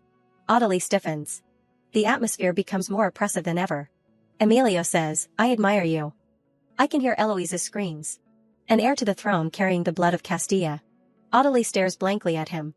Emilio says with a scary expression, "I am really looking forward to the child that will be born soon." A worried look flashes across Audley's face. At this time, Audley is tired and lying in bed. Leaving aside politics and diplomacy, I completely understand the emotions of the Earl of Corsica. Because the Princess of Servan, Audley, is also like siblings with Emilio and Eloise. If that princess had nothing to do with the throne, perhaps I would have prioritized my friendship with Emilio. But in my position as Empress Audley, the sole pillar of the Servan royal line, she remembers her image with Cyril. Then she continues, "I have a responsibility to nurture him until Cyril grows up and inherits the throne. I must live well and protect him. I am truly sorry, Bianca, you should take care of the Duchy of Arno when the Duke is not here." Bianca promises, "Please do not worry, Your Majesty, even without me and my husband. Our daughter is still in Arno." Back to Alexandra. She says gloomily, "Damn it, I caught a cold." She asks, "Where is Cyril? Is he okay? Is he not injured?" The butler hesitates. "Miss, I also feel sorry for him, but I have told him to stay away from the castle for a while." The order to not reveal information, but the rumors still spread, so the atmosphere around Arno Castle is very gloomy. Although thanks to Cyril we were able to rescue the Duchess in time, but in the eyes of others, they do not see Cyril as a benefactor, but as a foreigner with an unknown background. Alexandra is sad. She tells herself, "I can't just be sick like this." What is making me worried now is, the concerns and fears are gradually gnawing at me and everyone else in Arno. Someone says, "What do you think, Baron Langdon?" Robert crosses his arms and says, "Since the incident at the hunting festival, it feels like someone is secretly making Arno unstable. A bodyguard who comes from another land, who came here with the hope of being trained as a knight, is actually a spy, is something that has happened again and again, but..." He hesitates, Gasper. "To be honest, among the knights that I have trained myself, I do not believe that any of them could pose a threat to our territory." Langdon replies, "Robert, even if Earl Corsica planted someone in the territory of Arno, he would not be able to go much further, especially right before the engagement of his son with the Duchess. But we can't just stand by and do nothing. As we have discussed, we will be forced to take the Duchess out of Arno." Cyril sits thoughtfully under a tree, looking into the distance. He worries, "Alexandra, I do not know if she is still okay. She was very scared at that time." Cyril remembers that sentence, "If you kill him, will everything be resolved?" Just because one person disappears does not mean the seeds that he has sown will disappear with him. Cyril thinks, "If it was not for that man, I probably would have lost Alexandra. That voice is the one who told me to find it, that must be a man with icy hands." Cyril hugs his head. "Suddenly thinking too much makes my head hurt. If you are going to say something to me, you should say something simple, especially when you want to appear anywhere." He said that the seeds that Earl Corsica has sown will not disappear. It is true that he is the source of everything, but because he has a strong force behind him, that means that he has built a faction that is too strong and too closely knit. At night, Cyril sits huddled in a corner. "Of course, if I had one too, I could have stopped them from sending Alexandra to the battlefield." Cyril makes a sad face. "Winning the hearts of the people is a task that is too difficult for me." Outside there is a call, "Cyril, it is Robert, can we talk for a bit?" Robert pushes the door open and steps in. Robert says, "Good, you are still awake." Cyril is confused, not understanding what is happening. Robert gives him something. "I thought it would be difficult for you to find it, so I brought a few winter clothes. Try them on, just in case the clothes are too small or the sleeves are too short." Cyril looks at him happily. He takes out the clothes. Robert helps him put them on. "This should fit." He suggests, "Let us go for a walk to see if it is comfortable to walk in these clothes." "Uncle Vincent, I am going out." Cyril looks up at Vincent. He looks at him kindly. Vincent's sudden action surprises Cyril. Cyril thinks, "I do not know why, but the way Vincent gently stroked my injured arm for a moment, made me feel like it was a prayer." He stands there blankly, not understanding what is happening. Vincent stands and waves goodbye. It is already dark at this time. Cyril and Robert have walked for a while. Robert asks caringly, "Is it warm enough wearing that? How does it feel to walk?" Cyril nods. Robert is relieved to see this. "I see, then." Suddenly an arrow shoots out from somewhere and sticks into the tree. It is the arrow that Cyril shot. He is also very curious, why did he suddenly tell me to shoot an arrow? Cyril looks at Robert approaching the tree. Robert says, "Your skills have improved a lot. On the mountain near the hill, the hunting area, I found your bow and quiver. He asks, why were you loitering around the hunting festival? Cyril is slightly horrified. Robert asks him sternly, that is a good position to aim at the group moving to the hunting area. Were you trying to assassinate someone with these bows and arrows? Cyril is stunned and can't respond. His hands are trembling. Robert continues, when the Duchess was only 5 years old, she was kidnapped. The person who kidnapped the Duchess that year. I thought that he had fallen into the Arno River and drowned, but all the evidence found recently has indicated that he may have survived and escaped. In the village where you saved Mr. Vincent and where the two of you were discovered at the bridge. You deliberately jumped into the river, knowing in advance that you would survive by being trapped on that bridge, because doing so would help you gain the Duchess's trust. I thought it was strange from the moment you knew the Duchess was in danger that you did not participate in the hunting festival. Tell me, are you really suffering from memory loss? Cyril is scared. He finally realizes that it is because of this that I have not been able to get anyone to truly stand on my side all this time. Even at this moment, I do not know how to justify myself. Robert crosses his arms and stands looking at him. Cyril looks at Robert with a determined look. I want to convince Mr. Robert at any cost. Cyril remembers when Robert bathed him. And also when they practiced archery together. Although it was only for a short time, but I had the idea that if my father were still alive, that is what it would feel like. Think, please, what are you going to say to make him believe in you? As you said, I have acted suspiciously, but... Cyril slowly approaches Robert, his body still trembling slightly. How can I make him not hate me? If he can't trust me, then it is okay to die at his hands. But if I die here, that means Alexander's death will also happen. No, I can't let that happen. Cyril is currently as if he is being submerged in water. He desperately thinks, this feeling. Cyril remembers the time he experienced it before. It is that feeling. Then he remembers the image of Alexandra. This place is my room in La Hoz. After my mother returned to Castilla, this is me in the present at 5 years old. Before meeting Alexandra, I was always alone. I hope that I can be by Alexandra's side forever in the present. Alexandra, the one you will love, please protect her. Even if I disappear from this place. Cyril remembers when Alexandra helped him practice, you do not have to go this far, that is a bit too much. Cyril is moved to tears. Because Alexandra said, I believe in your sincerity, Cyril. So, Cyril, come with me.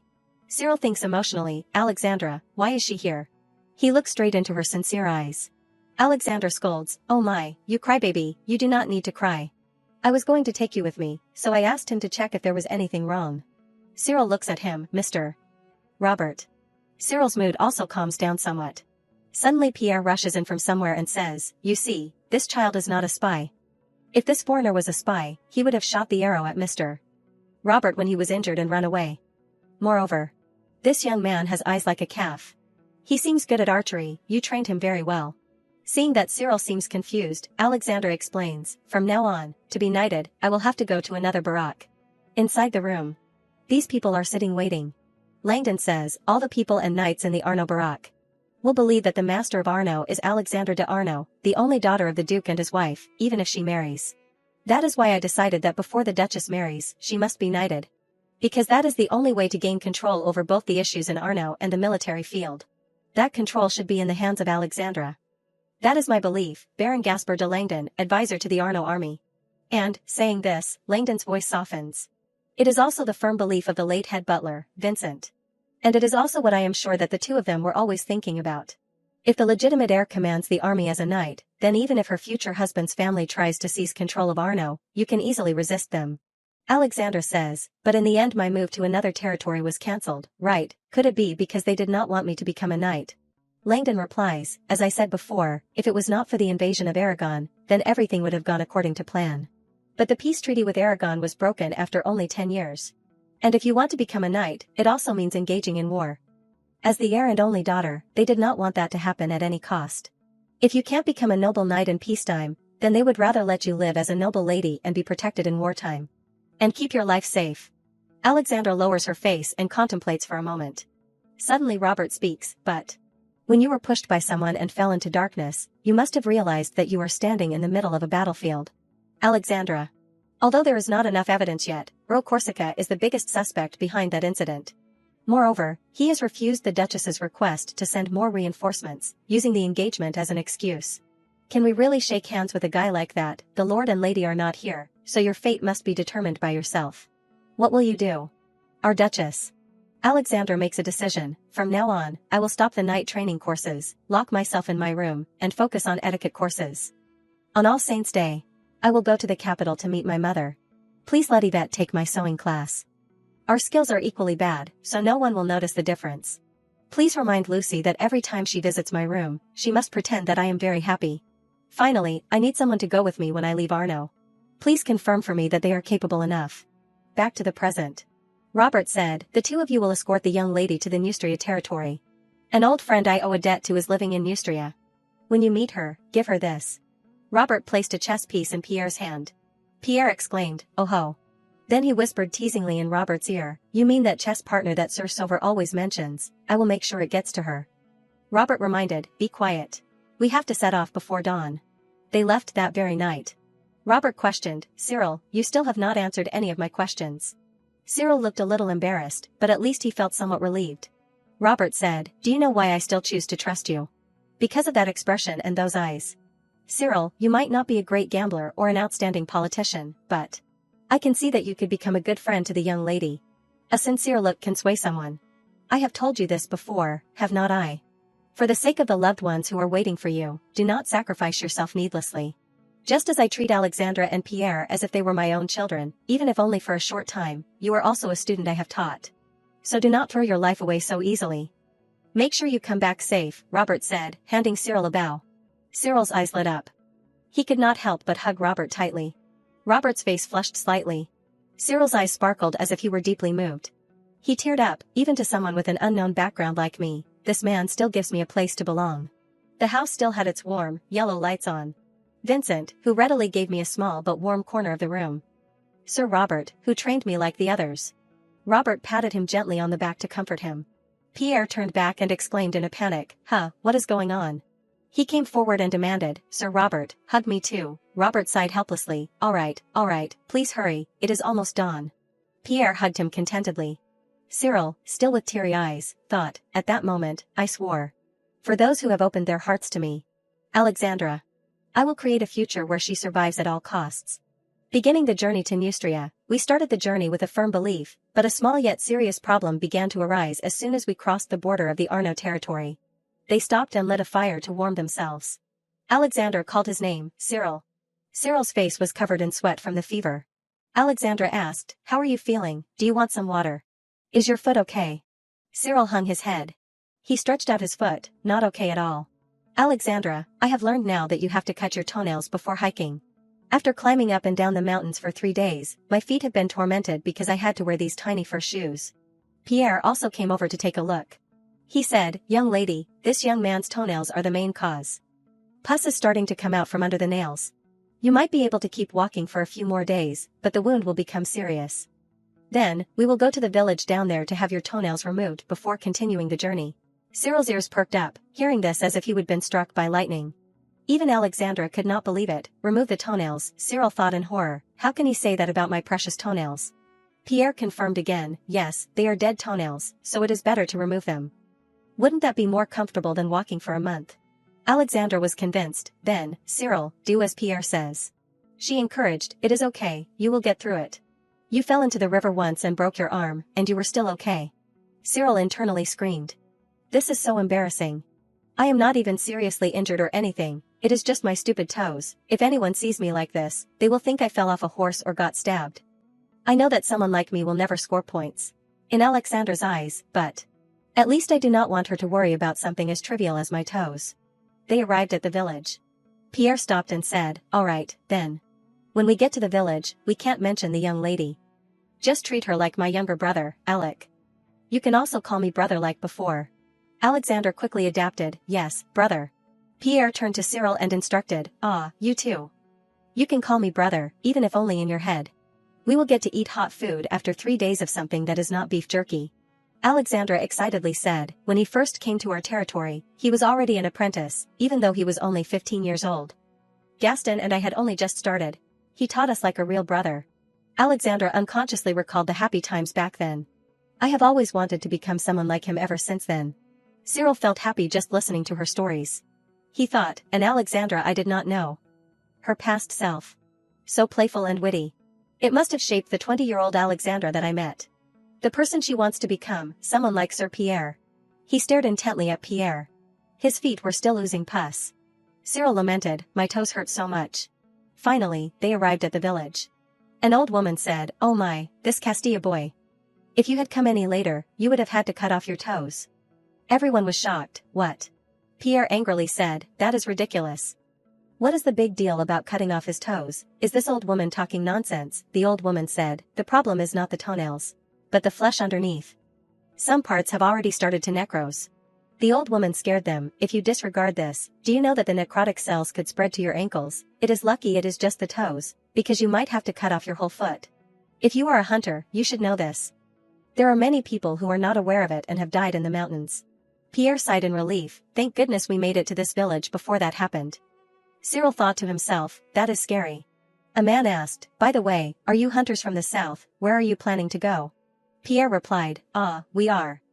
A lady of a guest from Castilla wants a snow leopard skin, so we are heading as far north as possible. Herbalist, have you heard anything about snow leopard hunting? The herbalist replied, I do not know, but there have been quite a few outsiders in the village lately. From burly men like you to a group of about 10 children who said they came from the south. They are not peddlers, nor are they hunters like you, so I was curious. Therefore, I asked them what they were doing here. The man who had previously threatened him, don't investigate. You will be in danger. He was too afraid to say anything. He continued, because those guys became fierce. The children with them looked like they had been taken by human traffickers. Pierre was surprised, human trafficking, isn't that a crime that is severely punished in the Arno territory? If you report something like that to the Lord, you will be rewarded. He replied, because once you cross those mountains, you are no longer in Arno, but in a different area. Cyril pondered, he means he has not reported it yet. Human trafficking is illegal anywhere on Servan. Human trafficking, was there a human trafficking incident in the northern region when I was young? Cyril looked around. He panicked, come to think of it, where did Alexandra go? Just as he thought this, she came in carrying a basket of vegetables. Alexandra's eyes met a man's. That person was none other than Gaston. She came closer to confirm, Gaston, you are Gaston, right? Gaston turned back in surprise. He asked, Alexandra. They both asked each other at the same time, why are you here? Alexandra called out his name, Gaston. Gaston was also surprised, Alex. What are you doing here? Gaston probed, aren't you about to get engaged? Alex stammered, well. Alexandra asked back, what about you? Aren't you training to become a knight in Corsica? Gaston avoided the question, it is just. Things are more complicated than that. Cyril was anxiously searching for her. He heard the sound of an argument from afar, aren't you going to tell them? Cyril looked in surprise at the two of them, Alexandra. Who is she talking to? Suddenly, someone walked past and bumped into Cyril. He fell to the ground. The person exclaimed, oh, shoot. Sorry, he said, reaching out to help Cyril up. The person who bumped into Cyril was a man with a familiar appearance. Cyril was also suspicious, this person looks familiar. He took his hand to get up. The man had a large scar on his face. He went over to Gaston, Gaston. Is the horse ready yet? Gaston hurriedly replied, yes, coming. He whispered to Alexandra, anyway, Alex, keep the fact that you met me today a secret, okay, got it. Alexandra, not understanding, cried out, hey, Gaston. She was confused, what the heck is going on? Gaston handed the horse over to the man. His eyes did not show happiness. Cyril rummaged through his memories, if that is Gaston, is not he Alexandra's foster brother, Yvette's older brother, they look really alike. But why does even that man look so familiar? Cyril remembered the image of him being a faction of Emilio in his past life. A look of horror appeared in Cyril's eyes. The Count of Corsica. They are his henchmen. Gaston turned around and looked again. Cyril looked worried, that is right, that man's name is also Gaston. He has been cooperating with Sir Nova, the right-hand man of the Count of Corsica, for a long time. If Gaston is from Arno and knows Alexandra, then why is he working for the Corsica side? Alexandra asked, Cyril, do not tell me you saw everything. Cyril looked at her sadly. Alexandra said, he is the foster brother I told you about. He is a man of few words and cautious, so he will definitely keep the fact that I am here a secret.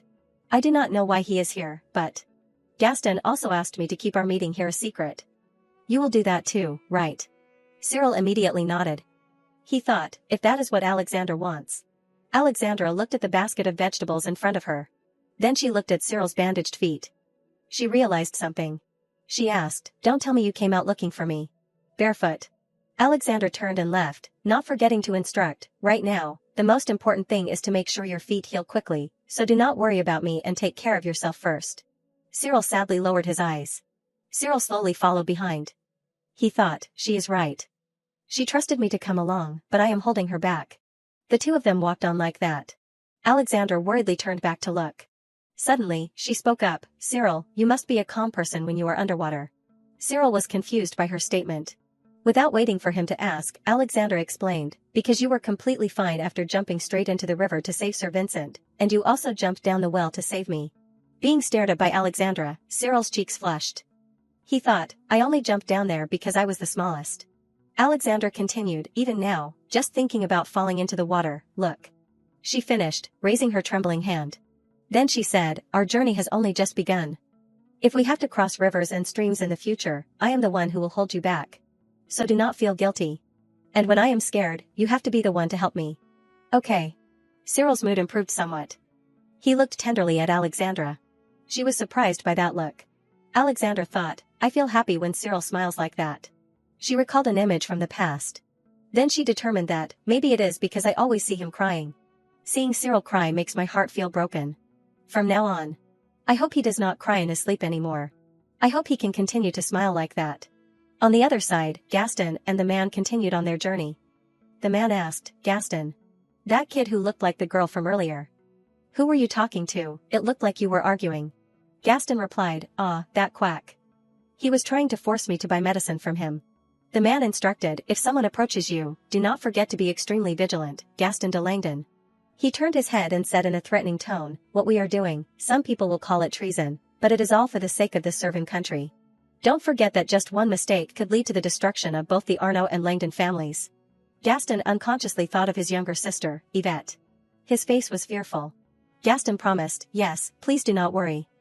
I won't get caught. Scene changes to a house. Yvette happily called out, Sir Vincent, look at me. Vincent looked on and exclaimed, oh my. That looks so beautiful. Are you embroidering a carrot? Yvette replied, no, it is a horse. A horse. I thought since it is for Alec, she would embroider a horse. Vincent was shocked and startled. He thought helplessly, she is just like her father, but she inherited this from her mother. Yvette continued her sewing work. The little girl said, oh, by the way, Sir Vincent, why is Alec going so far away to be knighted? She could also be knighted in our territory. Everyone knows Alec's skills. My father and Sir Robert are both knights, so would not they be able to grant her that title? Vincent smiled kindly at her. He slowly explained, my little lady, do not you often wander wherever you want throughout the Arnaud lands, you are always safe, even when you are carrying expensive embroidered cloth and silk. That is because the laws in Arnaud and Langdon are very strict.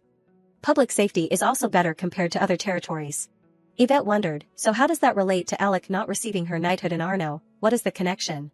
Vincent explained in detail, in regions with good public safety like Arnaud, the knights always quickly eliminate bandits and thieves, usually dealing with robbers or mountain bandit groups by suppressing them. But because the young lady is the heir to Arnaud, she needs to achieve something in a clear and influential event outside of the territory.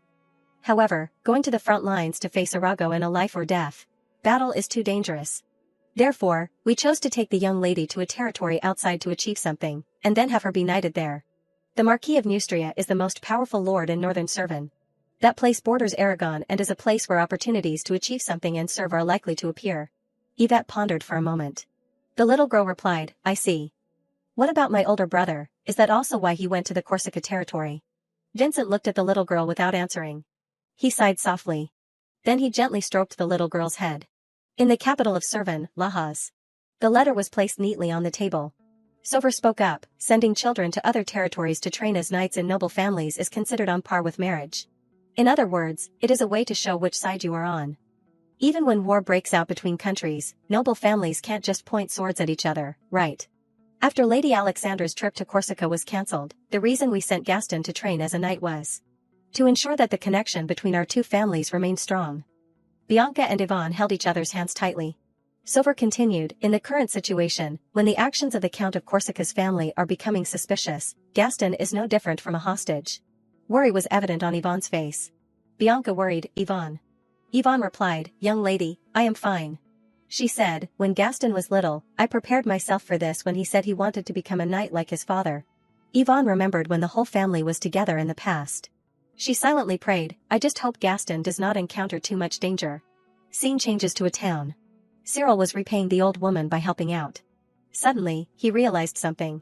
Cyril thought, Alexandra, she said she is okay, but after accidentally meeting Gaston, she occasionally looks like she is sinking deep into thought about something. Pierre used an axe to break wood. He said, we have to get horses. Alexandra asked in surprise, why did you suddenly change your mind to go by horse? Pierre replied, according to what I have heard, it seems that they are on the route we have to take. You were talking about those suspicious people, the ones from the south, maybe human traffickers. There are only 3 of us, so it would be very dangerous if anything happens. Now I am thinking it is better to buy horses and speed up than to go slowly like we are now. And because of that kid's feet, too. Cyril accidentally overheard the conversation as he came out. Alexandra asked clearly, brother, are those people that herbalist was talking about really human traffickers? Pierre said, it reminds me of things on the front lines. Recently, in many territories in the south, there have been many cases of missing children, especially boys of the same age. There have always been trashy parents who dared to sell their children for money. Cyril pondered, hearing Pierre's words, I finally remember. When I was reviewing old documents with Alexandra after she ascended the throne. At that time Alexandra said, Your Highness, this is a record from the guards, written during the invasion of Aragon 10 years ago. It says here that many children in the slums disappeared at night, and those children were trafficked. Looking closely, the tax column in the north suddenly increased right after that. Could there be a connection? Back to the present, Cyril secretly analyzed, if the guards' records talk about this, it is very likely that those children were sold to the north. Then why is he, Gaston? Alexandra stared blankly. She struggled to arrange the dry firewood. Pierre sighed. Out of nowhere, he went and tugged on Alexandra's hair, causing her to jump. Making Cyril, who was peeking from behind the wall, also startled. Pierre asked, Hey, what are you worried about? Alexandra blushed, me, I am not worried about anything. Pierre said with a smile, You always bite your lower lip when you are worried about something. Alexandra was surprised, She lowered her head, her eyes filled with sadness. After struggling with her conscience, Alexandra turned and opened her mouth, Brother, there is something I need to talk to you about. Can we go back and find Gaston? Can we go find Gaston? Cyril was also very worried. Cyril sadly thought, Alexandra told Pierre everything about meeting Gaston, but she told me it was a secret. So Senior Pierre is someone trustworthy to Alexandra, so she can tell him everything. Pierre replied with a smile, we can't do that. Alexandra insisted, but. Pierre said, Alec, if what you said is true, then Gaston must be in a difficult situation. We may be outside of the Corsica territory, and it would not be anything special if he was just sightseeing with a knight he works for, but he also has a reason to say it is a secret, right? An apprentice has no choice but to follow the orders of the knight they serve and the lord they belong to. If it is a secret he can't tell you, then it is very likely that it has something to do with the Corsica territory. That also means that we can't easily help Gaston escape. Moreover, if we act rashly and try to rescue him, your identity will be exposed, and that will cause trouble for Arnaud. Alexandra's face fell. She replied dejectedly, I understand. Pierre patted her head to comfort her, Alec, if you are worried about Gaston, it would be better if we quickly got to Neustria and asked the lord there for help. Alexandra thought deeply. She pouted, there is no other choice but to accept it, even though I do not like it at all. Pierre looked at her gently. Then he said, the order I received from my superiors was to bring apprentice Alec to Neustria, but if it is an order from Lady Alexandra of Arnaud, then I am willing to obey. Alexandra looked at him with sparkling eyes. She shook her head, no, everything you said makes sense. Because I am not capable enough, nor do I have the skills, I won't be stubborn like that. I will get to Neustria as quickly as possible. The two looked at each other and smiled. Pierre stood up, then I will go find that quack first. To ask if he can sell the donkey for a horse. Since when did that quack become Sir? At the corner of the wall, Pierre froze. He discovered traces that Cyril had left behind. Seeing that Pierre's expression was different, Alexandra asked, what is wrong? Pierre said, I am sure he was just here. Cyril walked barefoot on the ground. He was panting from exhaustion. Cyril remembered every word they had said to each other, everything you said makes sense. Because I am not capable enough, nor do I have the skills, I won't be stubborn like that. What Cyril cared about most was Alexandra's happy expression at that time. Cyril thought to himself, it is strange. In a place where I have never been hurt before. It hurts so much. At the time when the sun was still appearing, Pierre and Alexandra took care of the horses together. He turned back and asked, hey, can you ride a horse? You seemed okay when you were sitting on that donkey. Cyril thought, that is something I am not exaggerating when I call it my specialty. To be honest, I am very confident in my writing skills because I practiced with Alexandra every Wednesday for 5 years. Alexandra told him, my mother and I both learned to write from my father. Since then, I have always wanted to become as good at teaching writing as my father once was. Those were the things she had said. Cyril told himself, but I have to play the role of a stranger with amnesia. So he shook his head. Pierre said, I see. Then Pierre pointed and said, Alec, you have to carry him. Cyril exclaimed in horror, what? Alexandra asked in surprise, me, Pierre replied, yeah, because carrying one more person is a bit much for me. We could only buy 2 horses because the village is small. These horses are a little small too. Alexandra looked in Cyril's direction, causing his cheeks to flush. Then she turned her face away shyly. Cyril thought to himself, of course she will be embarrassed. After all, she is the Duke's daughter. Cyril carefully observed the expression on her face. Alexandra said, we'll carry him. We do not have much time left. Let us set off quickly. Cyril panicked, what, she just agreed like that. Alexandra turned and said, it is okay, right, Cyril, I am very confident in my riding ability. She smiled brightly and promised, I will ride very safely. The more confident Alexandra was, the more flustered Cyril became. His expression was indescribably funny. The 2 climbed onto the horses. Cyril blamed himself, oh man, I should have said I knew how to ride, Alexandra instructed, hold on tight, Cyril. Cyril was sweating profusely. He was confused, where should I hold on to? Alexandra directly took Cyril's hand. Then she placed it around her waist. Alexandra reassured, it is okay, I am apprentice Alec now. Pierre said, let us go. Cyril's inner self screamed, I am not okay. Alexandra, on the other hand, was very relaxed, yes. They waved goodbye before leaving. And then quickly moved forward. And so, another difficult journey of mine began. Thanks to the horses, a journey that initially needed at least a month was shortened to 10 days. This is the map of the journey they had to take. It took more than 10 days to get used to it. Fortunately, there were no worrying confrontations with suspicious characters. We approached the Neustria territory safely, however. They were forced to stop because the road was flooded. Pierre dismounted to assess the situation. It has been raining a lot on this trip, so the water in the river has risen too much. It is not impossible to cross, but... Alexandra walked over. Seeing this, Pierre asked her, Alec, what is the situation? Alexandra replied to him, the flags we see in the distance are those of the Neustria army, stationed in the western plains. They are quite numerous, and they are fully equipped. I am worried that we might have to confront them. She suggested, what if we contact the Neustria army first and explain our situation to them? Pierre breathed lightly, the daughter of the Duke of Arno has not officially come to meet the Marquis of Neustria is what we will have to say. I have met the Count of Neustria exactly once during this war. I told him the war was not going well, and although His Grace the Duke personally requested him to send troops, he flatly refused. He said, it seems I have placed a burden on you, Marquis of Neustria. Then I will hand over the eastern border to you. The Marquis of Neustria replied, you do not have to make such a request. As a guardian of Neustria, I am simply doing what I have to do. Pierre was stunned, Your Grace, if the Arno army is defeated, forget the border, would not even the country immediately turn into hell? Back in reality, Pierre said, it seems that the Count of Neustria is also as rigid, sticking to the books as Sir Robert. I do not know how he will react. The reason Sir Robert told us to find his chess partner is probably because he knew what the Count of Neustria was like. Alexandra spoke up, if he is that kind of person. This will definitely only cause more trouble. Pierre brushed it off, we do not have any other choice. Let us cross it, right here. Once we cross the river, it is only half a day to Neustria Castle. Cyril observed the strange expression on Alexandra's face. Then he looked at the river in front of him. It is narrower than the river in Arno, and the current is not too strong, but because of the rain, the water level looks quite high. He worriedly turned to look, Alexandra. Her body was trembling slightly.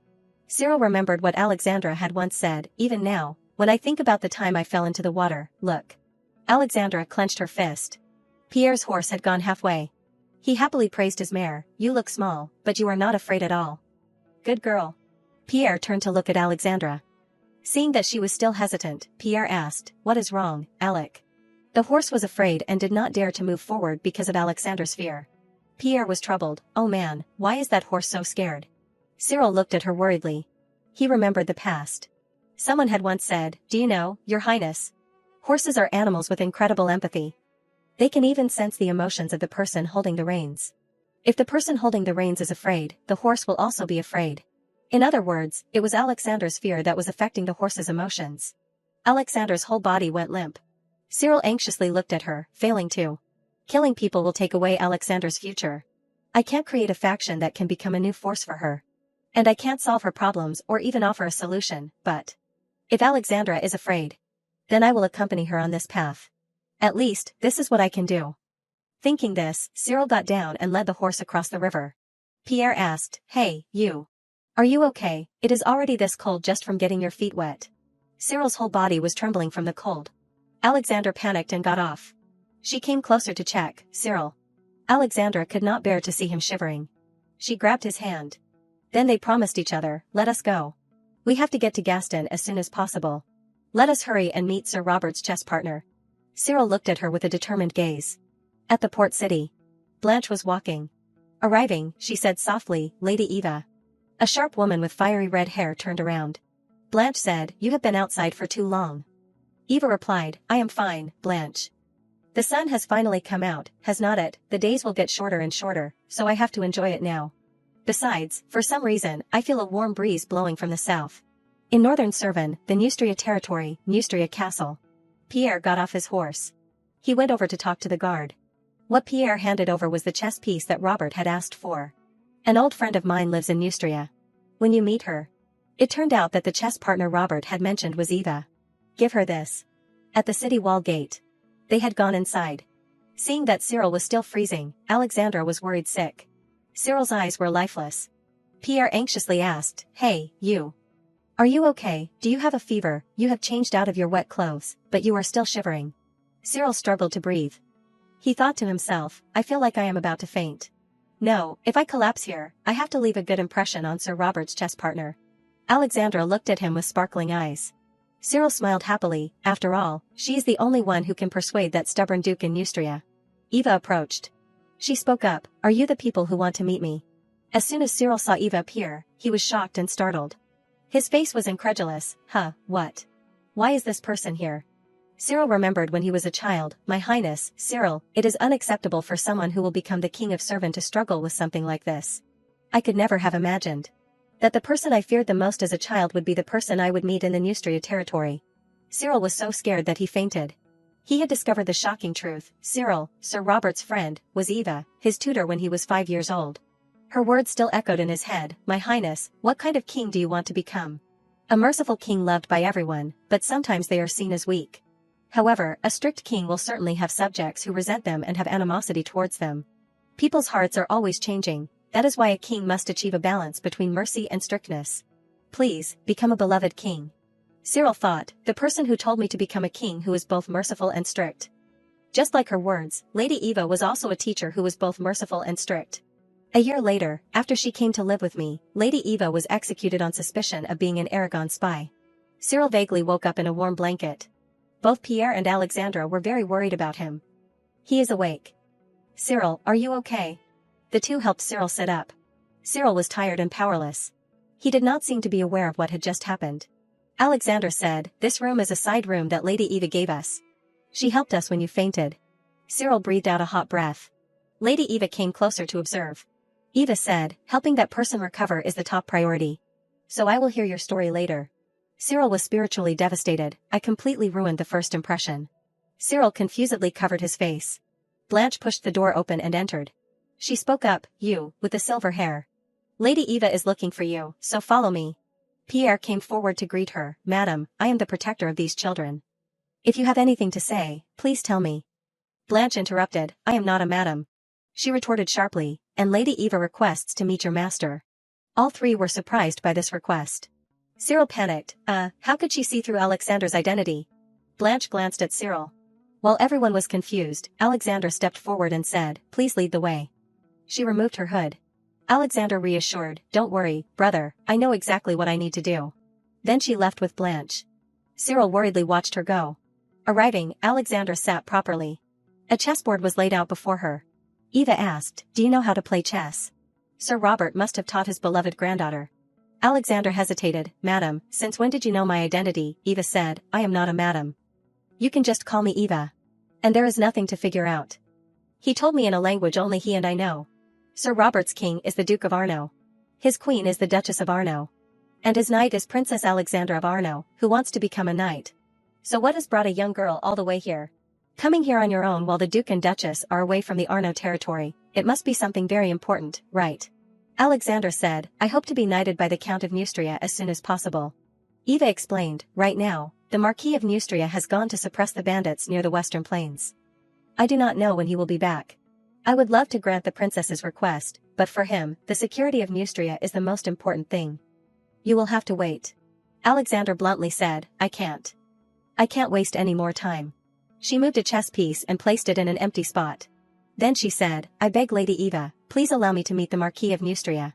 Alec held the knight in his hand and offered it to the person in front of him with a plea, please, Lady Eva. Please, let me meet the Marquis of Neustria. She spoke her wish with a firm and straightforward gaze. Then she looked down with a sad expression and slowly said, I can't explain the details, but, Gaston, the son of Baron Langdon, is now probably involved in something dangerous. As she spoke, she remembered the image of a thin, shy boy standing next to a horse. Then Alec quickly brushed off that image and continued to speak to Lady Eva. It is about the appointment of a knight, but to help Gaston we need the power of the Marquis. This area is out of Arno's reach, and I am just a squire. Hearing this, Lady Eva slowly asked, does this have something to do with a human trafficking ring? Hearing this, Alec remembered the image of Pierre with a worried face telling her, recently, many children have disappeared in the Northern Territory. As if remembering something, Alec suddenly startled. Her hand clenched tightly, and her face became more determined. Seeing Alec like that, Lady Eva brushed her hand. She closed her eyes slightly and calmly said, human trafficking often occurs during wartime. Women and children from defeated territories are kidnapped and sold as slaves to other territories or foreign countries. But this time, the human trafficking situation is different. As she spoke, she reached out and grabbed the black and white chess pieces on the table, lifting them up. Then Lady Eva looked up and stared at her. Her hands held the black and white chess pieces like losers. Her eyes gradually turned scary. She said, to say they were wiped out at once is not an exaggeration. Many people have disappeared quickly. I heard that children are disappearing in the southern area from Lahaz, so I thought it might be related to. Neustria is a border area where free people also serve in the military. After saying that, Lady Eva released the chess pieces and looked up at Alec. Her voice softened as she continued, the labor force has decreased, and compared to other territories, we react quickly to the population decline. That is why the Marquis directs this as the action of an organized human trafficking ring. Under the guise of eliminating the robbers, he has been monitoring the human trafficking ring. Hearing this, Alec patted her chest and said with a determined look, if that is the case, I even have to help him more. Responding to Alec was Lady Eva's disapproving shake of her head. Joachim of Neustria is a conservative. In her mind, the image of the Marquis of Neustria was a rigid man with sharp eyes. He is not the type to comfortably share internal troubles related to the human trafficking ring with the princess of a neighboring country. If you interfere, it will be seen as an issue between the two territories. If he finds out I am talking about what is happening in Neustria so casually like this, he will definitely preach to me for 3 days straight, that stubborn man. At this point, disbelief appeared on Alec's face. Her eyes showed that she was fearing something. Unable to hide that fear, Alec lowered her head and took a heavy breath. Looking down at her hands intertwined, tightly squeezing the knight and trembling, her voice also trembled, Gaston. But perhaps because she was too scared, Alec could not say anything more. Lady Eva at this time also stood up and looked at the little girl in front of her. Then she put her hand on her shoulder and reassured her, I understand your worries, but for now, let us wait and see. I have been entrusted with the grandson of my close friend, so I must take responsibility. I will try to find a solution in my own way. As she said this, her eyes also became gentler at Alec's absent-mindedness. As if feeling the warmth through Lady Eva's hand, she unconsciously burst into tears, sobbing as if she had released some of her feelings. Alec said softly, thank you. As if hearing what she wanted to hear, seeing what she needed to see, she stood up straight at this time, her face showing satisfaction and a warm smile. As if remembering something, she continued, by the way, I heard that the eldest daughter of Count d'Abbeville and the Princess of Arno have been friends for a long time. Are you two still close? Hearing this, Alec looked up at Lady Eva with some confusion. An image of long, shiny brown hair appeared along with her words, in fact, that child is recently in Neustria. Then as if they both had the same thought, the figure of a girl with long curly brown hair and blue eyes looked beautiful and full of charisma, she was Muriel de d'Abbeville. In another place, someone was slowly peeling an apple skillfully. Cyril, with a tired face, hot flesh, and sweat dripping, was sitting slowly eating the piece of apple in his hand. While eating, he looked at Pierre sitting nearby eating the apple and thought, will the conversation with Alexandra last longer? Pierre did not know what Cyril was thinking, only saw that he seemed to be almost done eating, so he slowly instructed, if you are done eating, lie down for a bit. If you hurt yourself here, someone will feel guilty. After hearing that, Cyril did not think anymore and relaxed more while eating and thinking, Sir Pierre is right. But unconsciously, he suddenly remembered the image of him leading the horse with her. His face showed a bit of sadness. If I get sick, Alexandra will probably think it is her fault. Pierre glanced at Cyril. His mouth was still chewing but his expression was a bit smug as if he could see the thoughts of the boy in front of him. Not waiting long, he blurted out, do you like Alexandra? Cyril choked on the apple he had just eaten after hearing this. He looked at Pierre with a bit of panic and a red face, full of questions. After the unexpected choke, all the apples on the plate fell out. This time, it was Pierre's turn to look in surprise at the scene of Cyril's face turning red with embarrassment and unable to speak. He seemed to understand something and then sighed at Cyril's blushing face, I can't believe I suspected someone like you, Hayes. Now I understand, your like is not just simple affection. Pierre unexpectedly analyzed further, making him even more embarrassed. Pierre no longer had a gentle look, but a more serious face reminded, but do not go too deep. The person who will become the princess's husband has been decided. A sincere reminder from Pierre. The words made Cyril no longer embarrassed, but on his face there was a bit of thought flashing across. He lowered his head, his blue eyes darkened, sweat rolled lightly on his cheeks and he understood that Pierre's reminder was for his own good. Thinking about the moment he saw her for the first time, he thought to himself, I know that even though I have not liked her for long, Alexandra, she is already someone else's wife. At that time, he was just a boy with an innocent face looking up at her. She was already a girl destined to be with someone else, but her smile like sunlight still remained in his memory. When he grew taller and reached her eye level, every time, she still saw him as a child in need of her care. The moment she took his hand and smiled gently at him seemed to be etched deep into his mind. That made his mind even more melancholic. Thinking deeper, Cyril remembered a mysterious man. Does that man know something? If I could change Alexandra's future? Even just a little, if Alexandra's life could change for the better. Just thinking this, an image of her smiling and laughing with someone appeared in his head. Even if that smile is for someone else, even if just for a glance, I remember her. The person who will be by Alexandra's side in the future is not Ion de Corsia. Conflicting thoughts and images made him feel lost, but suddenly he remembered her radiant smile for him, it was so beautiful. Suddenly, a shadow darted in from outside the door, there you are, with the shout, both of them were startled and looked towards the door at the same time. Muriel appeared with disheveled hair and an angry face, making both of them break out in a cold sweat, not knowing what was going to happen. But unlike what they had imagined, she suddenly lowered her head and said softly, oh my, I was too rude. This action made the two boys in front of her even more confused. Then, Muriel suddenly turned away, leaving only the words, excuse me, in front of the two people who still did not understand what was going on. Coming back to their senses, the two of them peeked out the door, but she had already disappeared at the end of the hallway, turning in another direction and running away. Pierre said softly with admiration, oh, she really is a noisy red-haired girl. Does Sir Robert have a chess partner with a daughter? Cyril did not reply, but he unconsciously thought, that is impossible. As far as I know, Lady Eva is still unmarried, and she did not have any children before the execution. Before they could finish gossiping, Muriel came back. Seeing the two of them standing there, she called out, you two. Well, since things have come to this, will you help me? As she spoke, she turned and brushed her hair to the side. At this moment, she looked extraordinarily beautiful and radiant.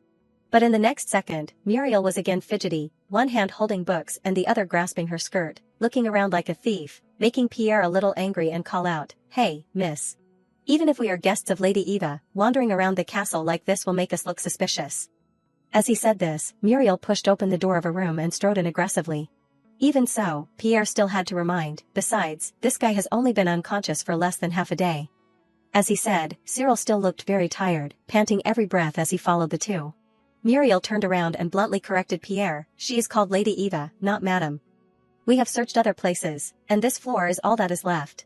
If we do not find anything here, you can return to your room. Pierre looked puzzled, then at least tell us what we are looking for. Hearing this, she turned around, frowned, and said seriously, the kidnapper of the heir of the Neustria family is still on the run. As Muriel finished speaking, both Pierre and Cyril were stunned in shock. In an instant, his face became terrified, and he screamed in his heart, kidnapped the heir, while the Marquis is not at the castle. Cyril suddenly thought of her and then he sank into his thoughts, thinking about it now, it is really strange. In my memory, Lady Eva should definitely be in the capital Lajas, during this time. The year my mother returned to her hometown in Castilla, she became the supervisor of my studies. At that time, I was 5 years old, this very year. If the woman Evangeline is now in Neustria, that means the future has changed. Thinking of this, Cyril's head was full of questions, why is the future like this? At this time, in some place, perhaps in the mansion, there was a suspicious person holding a baby who was sucking on their hand and sleeping obediently. The woman with cold eyes hugged the baby tightly but still tried not to startle them. Outside, people were suspiciously exchanging glances, seemingly trying to reach a unified agreement. Pierre raised his hand and scratched his head and then spoke, breaking the current situation. What is the description of the kidnapper of the heir? Muriel also honestly and quickly replied, well, there is not much to describe, you will know when you see them. Hearing her seemingly non-answer made Pierre stiffen, but he still replied, I see. Then let us quickly go find them so we can rest. Cyril heard this and looked up at him with sweat rolling lightly on his cheek. It was true, someone dared to ask, and someone dared to do. He could only look and follow Muriel and Pierre who were chattering ahead, please check that small room first. Okay. He was walking ahead with a tired look, while she turned back and looked at Cyril, causing his head to be full of question marks and doubts. In his head, there were even more tangled thoughts. The heir has been kidnapped, but both that person and Sir Pierre do not seem to be nervous at all. I guess the situation is not as dangerous as I thought it was. While searching each room, he could not help but think, that is right, if it was really a big deal, they probably would have mobilized soldiers to search, not just a girl like this. Cyril and Muriel entered a room together. Behind the chests for storing things, they saw a head wearing a hooded cloak peeking out. Going closer, they saw a little girl holding a child in her arms.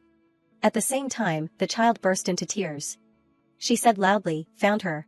The girl broke away, hugging the child and running away before the horror of Cyril and the anger of Muriel. She shouted, Christine, it is me. Christine glanced at him, who was still in shock, while running, the kidnapper is that child. Seeing that, Muriel shouted, stand there and block the door. Her loud voice caused him to wake up and come back to his senses before seeing the current situation. But when he wanted to block the door, the girl had already hugged the child and rushed past the door. He only had time to admire in his head, ah, no, she is too fast. Like a gust of wind, Pierre appeared, using his burly figure to block the door, causing the girl to crash straight into him without having time to avoid. Neatly and quickly, he only needed to use one hand to lift the girl and the child into the air, not giving her a chance to resist. With a somewhat mocking voice, Pierre smiled, got you. The girl panicked when she saw the person lifting her up was him and shouted loudly, ah, let me go. Muriel's face was red with anger.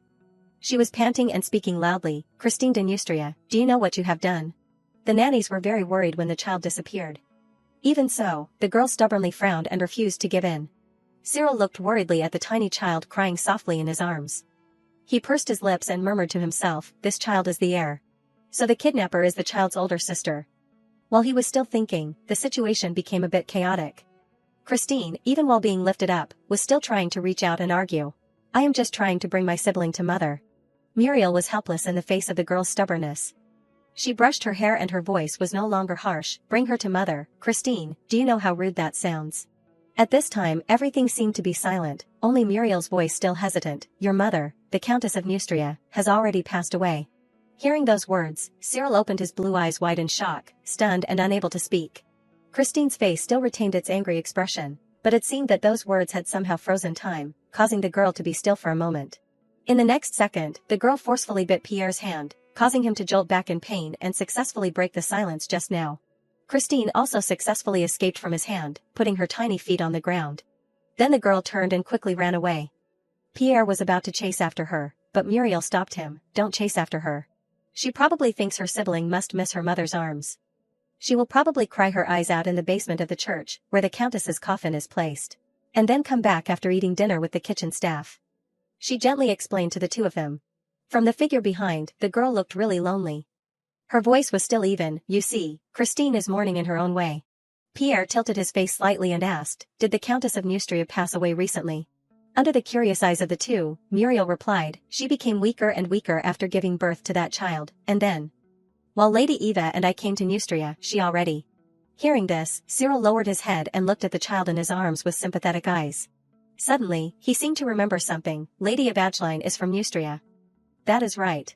Looking at the small child who had stopped crying and was sucking on their hand, he felt even more sorry, causing him to think a little about the past, she must have been the one who took care of me after my mother died. For the children who also lost their mothers, has she returned to her hometown? Suddenly, Muriel's voice rang out, pulling him back to reality, let me hold the child. Returning the child to her and looking at the two as if they were familiar, Cyril unconsciously fell into his thoughts again, I feel jealous of those children who are much younger than me. Even though I feel a little pitiful. I can't help but be bothered by it. The more he thought, the more his face showed a clear look of sorrow. He remembered when he was little and could not help but wonder, then for me, a 5-year-old child, will there still be anyone by my side? All questions could not be answered. Back to the present, the child had been taken back to the room and handed over to the wet nurse, and had already fallen asleep soundly. Outside the door, Muriel sincerely thanked the two of them. "Thank you for your help, we were able to find the child quickly thanks to you." As she said this, she leaned towards Pierre and smiled brightly. "By the way, Sir Pierre, what brings you to Neustria? Are Alec and Gaston doing well?" He heard the question and did not answer immediately but pointed to his face and asked in surprise, "How do you know my name?" Muriel also asked back in surprise, "Oh my, do not you remember my name?" She frowned. "It was probably last year, you brought Alec and Gaston to our mansion, remember?" According to her words, the image of him at that time with the two children also appeared as a reminder. At that time, she had happily run out to greet them, but now when she pointed at herself to remind him, he was still at a loss and did not recognize her. Pierre raised his hand to cover his face and stuttered embarrassedly, "Oh, miss." Before he could finish speaking, a voice rang out from afar, "Muriel." She turned her head towards the voice. At this moment, under the light, all her advantages were clear, making her even more radiant. Her eyes lit up when she saw the person coming. Muriel happily cheered, "Alec." Hearing such a lovely call, Alec's face flushed in an instant. Muriel did not care about the two anymore and turned to happily blame lightly, "Alec, you are with him, you should have told me." Pierre immediately retorted, "No. I do not even know who you are, until now." At this time, he remembered and said to Cyril, "How could I forget that face, that red hair, the eldest daughter of the d'Abbeville family, childhood friends of Alec and Gaston." He looked up at them in surprise, secretly asking in his head, "D'Abbeville?" Before his eyes was the scene of the two happily greeting each other, smiling and talking non-stop, brightening up a corner. In a flash, Cyril slipped into his thoughts again, "Count d'Abbeville, I remember. The person King Audelier mentioned. In the past, they were the leading family supporting the royal family. When I ascended the throne, all members of the d'Abbeville family were expelled from the country. After that, royal power weakened, and the power of the nobility revolving around Count Corsica gradually grew." Cyril looked at the person he liked and continued to sink into his thoughts, "Alexandra, I never thought she would have a relationship with the d'Abbeville family. I thought I was the only one who lost loved ones. Lady Evangeline, Sir Robert's old friend, the eldest daughter of the d'Abbeville family, childhood friends of Alexandra and Gaston, her foster brother. People related to Arnaud are gradually disappearing from Alexandra's life. I had forgotten. The reason I am here now is not because of my past." Thinking this, Cyril unconsciously frowned tightly, causing the two girls to look at him with some worry, but he did not see them and was still thinking about the reason he was here, but it is for Alexander's future. Seeing that his face was not right, Alec immediately went over and cared, "Cyril, are you okay now?" He was still absent-minded, immersed in the memories and thoughts of reality intertwined, so he did not notice Alec anxiously waving her hand in front of him. Suddenly, a large hand appeared and placed it on his forehead, causing him to wake up as if from a dream, his face still showing bewilderment. Without waiting for Cyril to speak, Pierre spoke. He had to run back and forth for a few things, so he is not trembling as much as before. He looked up and looked at the person behind him and said softly, "I understand." Hearing that, Alec's outstretched hand also retracted. She also sighed softly, "Oh, Miss Arnaud." Behind her, Muriel glanced, as if sensing the unusualness in Alec's actions, but she did not rush to speak. Instead, she quietly observed Cyril's expression as well. On his face at this moment was an indescribable embarrassment. Suddenly, her eyes stopped on the necklace he was wearing. As if realizing something, the expression on her face changed in an instant. Returning to the conversation between Alec and Lady Eva earlier, when she was about to leave, she suddenly turned and asked, "By the way, Princess, who is the Castellan boy who came with you?" Alec remembered and replied, "Are you talking about Cyril who came along? He was found in the Arnaud territory and does not remember anything except his name, so we do not know his family, but we suspect he may come from a wealthy family." Hearing that, Lady Eva was a little absent-minded, thinking about something. The images of the three appeared incongruously, each carrying their own story. But the one who left the deepest impression was probably the blonde teenager, because for some reason, when she saw her, his face was stunned as if he had met an acquaintance he never thought he would see again. She sat quietly by the window, her eyes far away, wondering, amnesia, but that expression. He must have been surprised to see me. Then she blurted out, "A boy of unknown identity, found with amnesia, Cyril." Moving to a room in the mansion, a closed-door meeting was taking place between three people. Alec crossed her arms and leaned against the door and said, "So instead of forcing a meeting with the Marquis of Neustria now, Lady Eva herself said that she would try to find a way and asked us to wait. Because this is not Arnaud, we have no choice but to act passively." As she said this, she helplessly rubbed her head. She rubbed her reddening eyes, a thin layer of water rising in the corners of her eyes, her lips pursed, suppressing her emotions. Alec could not hold on any longer. She slumped down and hugged her knees, her voice trembling, until when she remembered the image of her brother turning his back to her, and her voice became even more shaky. How long do we have to wait, brother? While we are stuck here like this, Gaston is probably caught up in something terrible. Seeing her like this, Pierre gently moved closer and sat down in front of her. He reached out and patted Alec's back lightly, who was sobbing. Perhaps because she felt a little warmth, she cried and said, "The truth is, it is so uncomfortable that I can't do anything now." Cyril looked at her like that and was quite confused. He also stood up and wanted to come forward to comfort her. His face showed even more sympathy for her in her current situation, but his hands did not dare to reach out to her. On the opposite side, a strong hand reached out and stopped what he wanted to do. It was Pierre. He stopped Cyril from getting closer for some reason. Suddenly, someone knocked on the door, breaking the sad atmosphere that was taking place. Alec turned her head, wiped away her tears, and looked at the door in wonder. Who could be coming here at this hour? A moment later, it was not clear who had come, but Alec just pointed at herself and shouted in surprise, "Change rooms later." Blanche stood in front of the door and replied calmly, "That is a matter of course, is not it?" She said a little impatiently, "It is absurd for Princess Arno to be in a cramped room with her bodyguard. Lady Eva said that if possible, you should share a room with Miss Daver. If that is your wish." Alec clasped her hands and stammered, Yes, then please arrange it that way." After finishing, she turned back and smiled, saying goodbye to the two. "I am leaving now, see you tomorrow." At this time, her mood had probably eased up a bit. Turning towards the door, Alec did not forget to turn back and reach out to him. "Good night, Cyril." After saying that, she gently followed Blanche towards the room that had been arranged. After watching her leave and disappear into the distance, Pierre put his hand on his head and stroked it. Cyril looked up at him like a big brother comforting him. "Don't feel sad about what happened. She probably just wanted to comfort you, but those are just feelings of admiration. I do not need to tell you, I think you know very well who will suffer if you let those feelings grow." An encouragement was also a reminder that he should not sink deep into this feeling. Cyril did not answer, he just lowered his head, his eyes glancing at Pierre and slowly moving in another direction. His face was still flushed, but sadness had naturally returned to his face. More than anyone, he clearly understood that she did not belong to him. Remembering the image of her laughing happily next to another boy, he secretly reminded himself, the pain comes from overflowing admiration. "I am very aware of that, Sir Pierre." Moving to the room that Alec was moved to, she shared it with the red-haired young lady. The two of them did not seem to be able to sleep either. Alec seemed to be agonizing over something. She crossed her arms in front of her chest, frowned, and looked in one direction thoughtfully. Muriel lay on her side, resting her hand, and casually asked, "What is bothering you so much, Alec? I am here right next to you." Hearing that, she clasped her hands and shyly turned to look at her friend's expectant eyes. Her voice was certain. "Of course, meeting Muriel like this and sharing a room is really great. I am very happy, okay, I am really happy." Muriel was coaxed by her and smiled so much that her eyes were squinted shut. Alec abruptly changed the subject and asked curiously, "But why are you in the Neustria territory, Muriel?" Her friend replied concisely without hesitation, "I am following Lady Eva." At this time, the image of her in her head had become different. She secretly thought, a person you can follow everywhere, a good person. Muriel did not know what she was thinking but still happily added, "She is a person you can learn a lot from. She has a lot of information about Aragon and the Papal See. My mother said that wherever Lady Eva goes, I should follow and learn from her. It would be better if Gaston was here too. The three of us always stay up talking all night and everything with the nanny too." She naively talked about the past in a sparkling way. Muriel changed the subject again. "How is Gaston doing these days? In the last letter, he said he was going to the Corsica territory. Yvette must be grown up too. I miss everyone."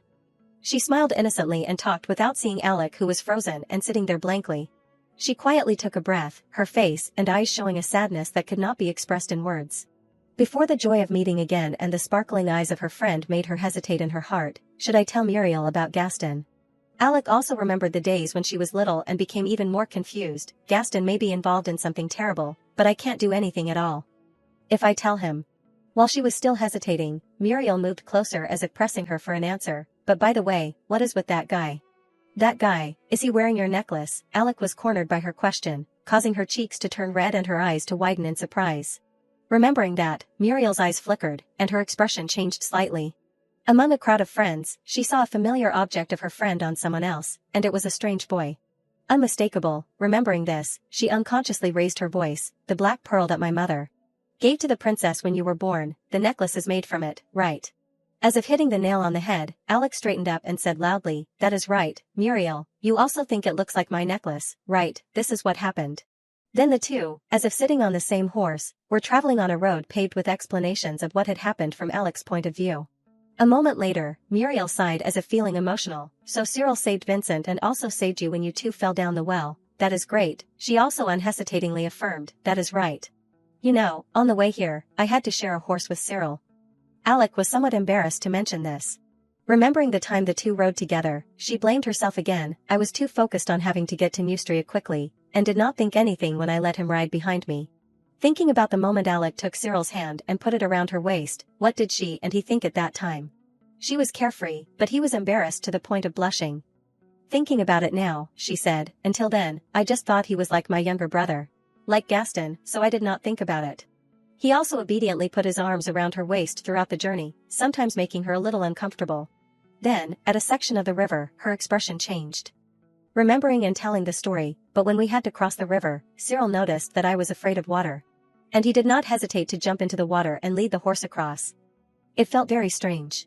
Speaking of this, remembering that image seemed to make her heart flutter.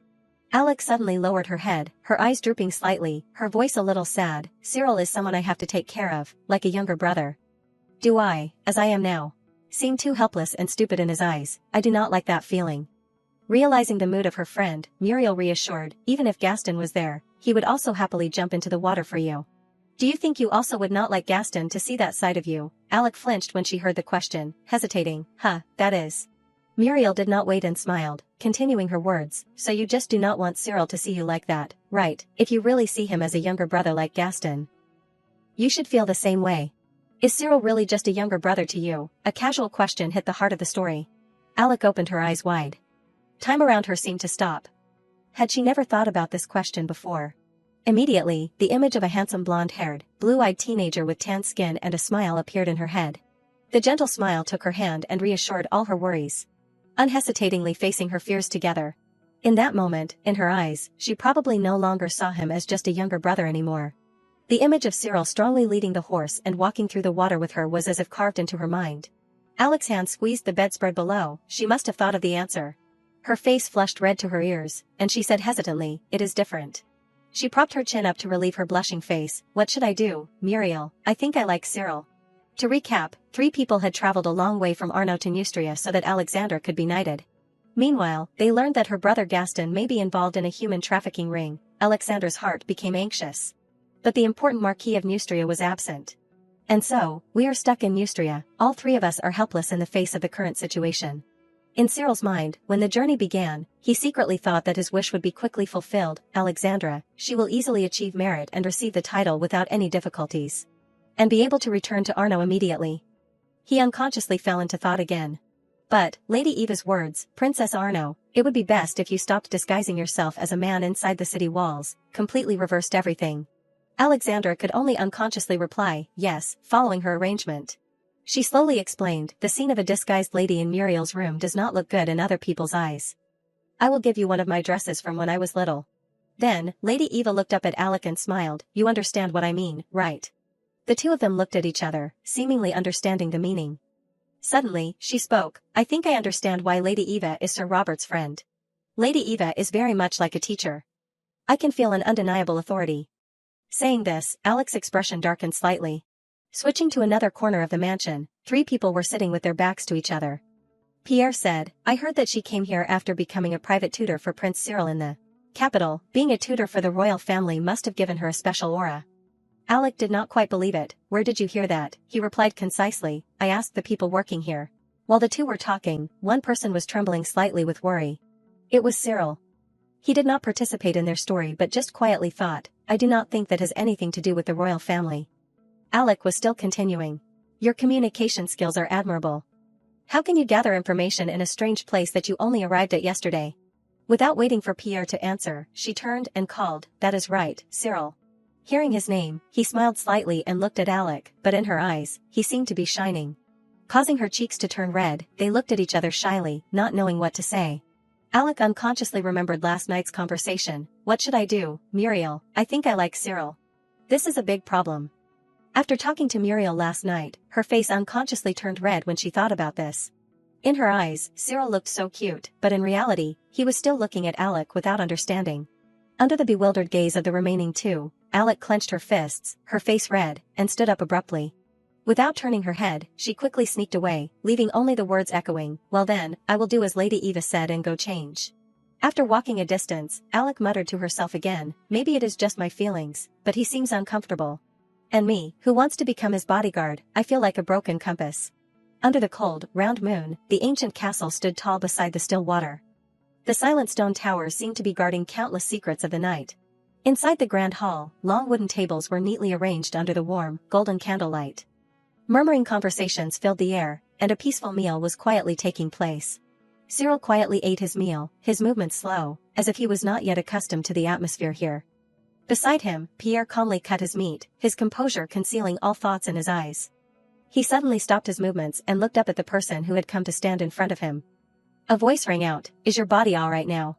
You are quite skilled in using a knife and fork, it seems that you are well educated." The owner of that greeting was none other than Lady Eva. After saying that, she stepped past Cyril, her face calm, not needing an answer from him. His hand holding the fork paused slightly, his eyes glanced in her direction. In his head, he unconsciously commented that education is from you, and it was extremely strict. After eating for a while, Pierre turned to wipe the corner of his mouth and wondered, why is the young lady taking so long? Lady Eva sat upright in her chair, her yellow eyes soft but stern, looking at the little girl beside her who lowered her head, eating while looking flustered under that gaze. Christine attentively bit into the bread, her cheeks puffed out as she chewed quickly. The simple meal suddenly became lively because of her innocent and carefree appearance. She leaned over and reminded, her voice low and gentle, "Christine, eat slowly, you will choke." The little girl froze, her hand covering her mouth slightly, as if she had just realized she was too hasty. She instinctively pushed away Lady Eva's hand holding a napkin that was about to wipe her mouth. Christine jumped up, her face flushed, her voice angry, "Don't act like my mother." The immature but emotional resistance rang out in the middle of the hall. The little girl turned and ran away from the table, the chair hitting the floor and creating a jarring noise. She was stunned, her eyes showing a brief moment of bewilderment as she watched the little girl's back. Cyril sat motionless, his teeth clenching the fork, releasing a cold air, not noticing Pierre's eyes lighting up. In his head, he kept questioning, reacting like that to someone like Lady Eva. Of course, she never taught me gently. Pierre did not pay attention to Cyril but stood up, his eyes still not leaving a certain place, causing him to look up in surprise. He still did not understand what was going on, he just raised his eyes and looked with a full of questions, "Sir Pierre." Suddenly, his eyes lit up, his cheeks flushed, his face showing an indescribable fascination. It turned out that the person who appeared in the direction Pierre was going was Alec. The blue dress even more emphasized her pure and bright beauty. Her eyes seemed to meet Cyril's gaze, she smiled slightly, perhaps that was why it made him blush and be stunned. At this moment, Pierre appeared, bowing to Alec. He looked up and smiled, "Lady, allow me to escort you." In the back in the distance, Cyril was still dazed, secretly thinking, "It reminds me of the old days." Alec gracefully placed her hand on Pierre's hand. He supported her in a professional manner. This scene made him unconsciously think, it feels so close, but completely out of reach. As if space had been divided, on the opposite side, she had sat down next to Lady Eva. On the other side of her was Muriel who was happily teasing Pierre, "Are you pulling out a chair for me too? Thank you." Cyril was as if he was sinking into the darkness in contrast to the rest of the party in the hall, pondering, although this time there is no age gap. The distance between us feels like it has never disappeared. Alec flushed slightly as she looked for where he was sitting. She turned to whisper, "Muriel, is it just me, or can't I see Cyril?" Her friend raised her hand to cover her mouth and replied, He is over there, on the right, looking at you intently." But when Alec looked over, the person who had been standing there looking at her was no longer there. Muriel wondered, was he just there? Her eyes widened as she looked over, now she felt a little disappointed. Muriel could not help but feel annoyed, where did he go? The scenery outside the window was still eerily quiet. Cyril walked down the hallway with the moonlight shining through each window. He seemed to be running away and muttering to himself, "I can't look Alexandra in the face right now. If I sit there any longer, my painful thoughts will show on my face." The more he thought, the faster his steps became. Cyril stood silently under the cold blue light of the night, his blue eyes wide, his trembling gaze on his young face etched with an emotion that had not yet been named but had quietly spread in his heart. He questioned himself. During the time I was sitting at the table, I was jealous of a child's anger, a child younger than me, who also lost his parents. I am jealous of Sir Pierre, who held Alexandra's hand so naturally. This is a good opportunity, with a proper first meal in a while and meeting a friend, but seeing my face in that state at that moment, Alexandra must have been very worried about me. Even though I can't help her now, I can't ruin Alexandra's mood. Thinking this, Cyril leaned back, closed his eyes, and sighed. Suddenly, he opened his eyes wide in surprise as if realizing something was wrong. He looked around with some trepidation but did not speak, just silently screamed in his heart, someone, singing a lullaby in an empty church in the middle of the night. Is not that lying? Even a hymn is very scary to hear. But then Cyril froze. His eyes must have seen it. That was the daughter of the Marquis of Neustria. The girl was holding a lamp and slowly walking forward, her face also showing a little fear.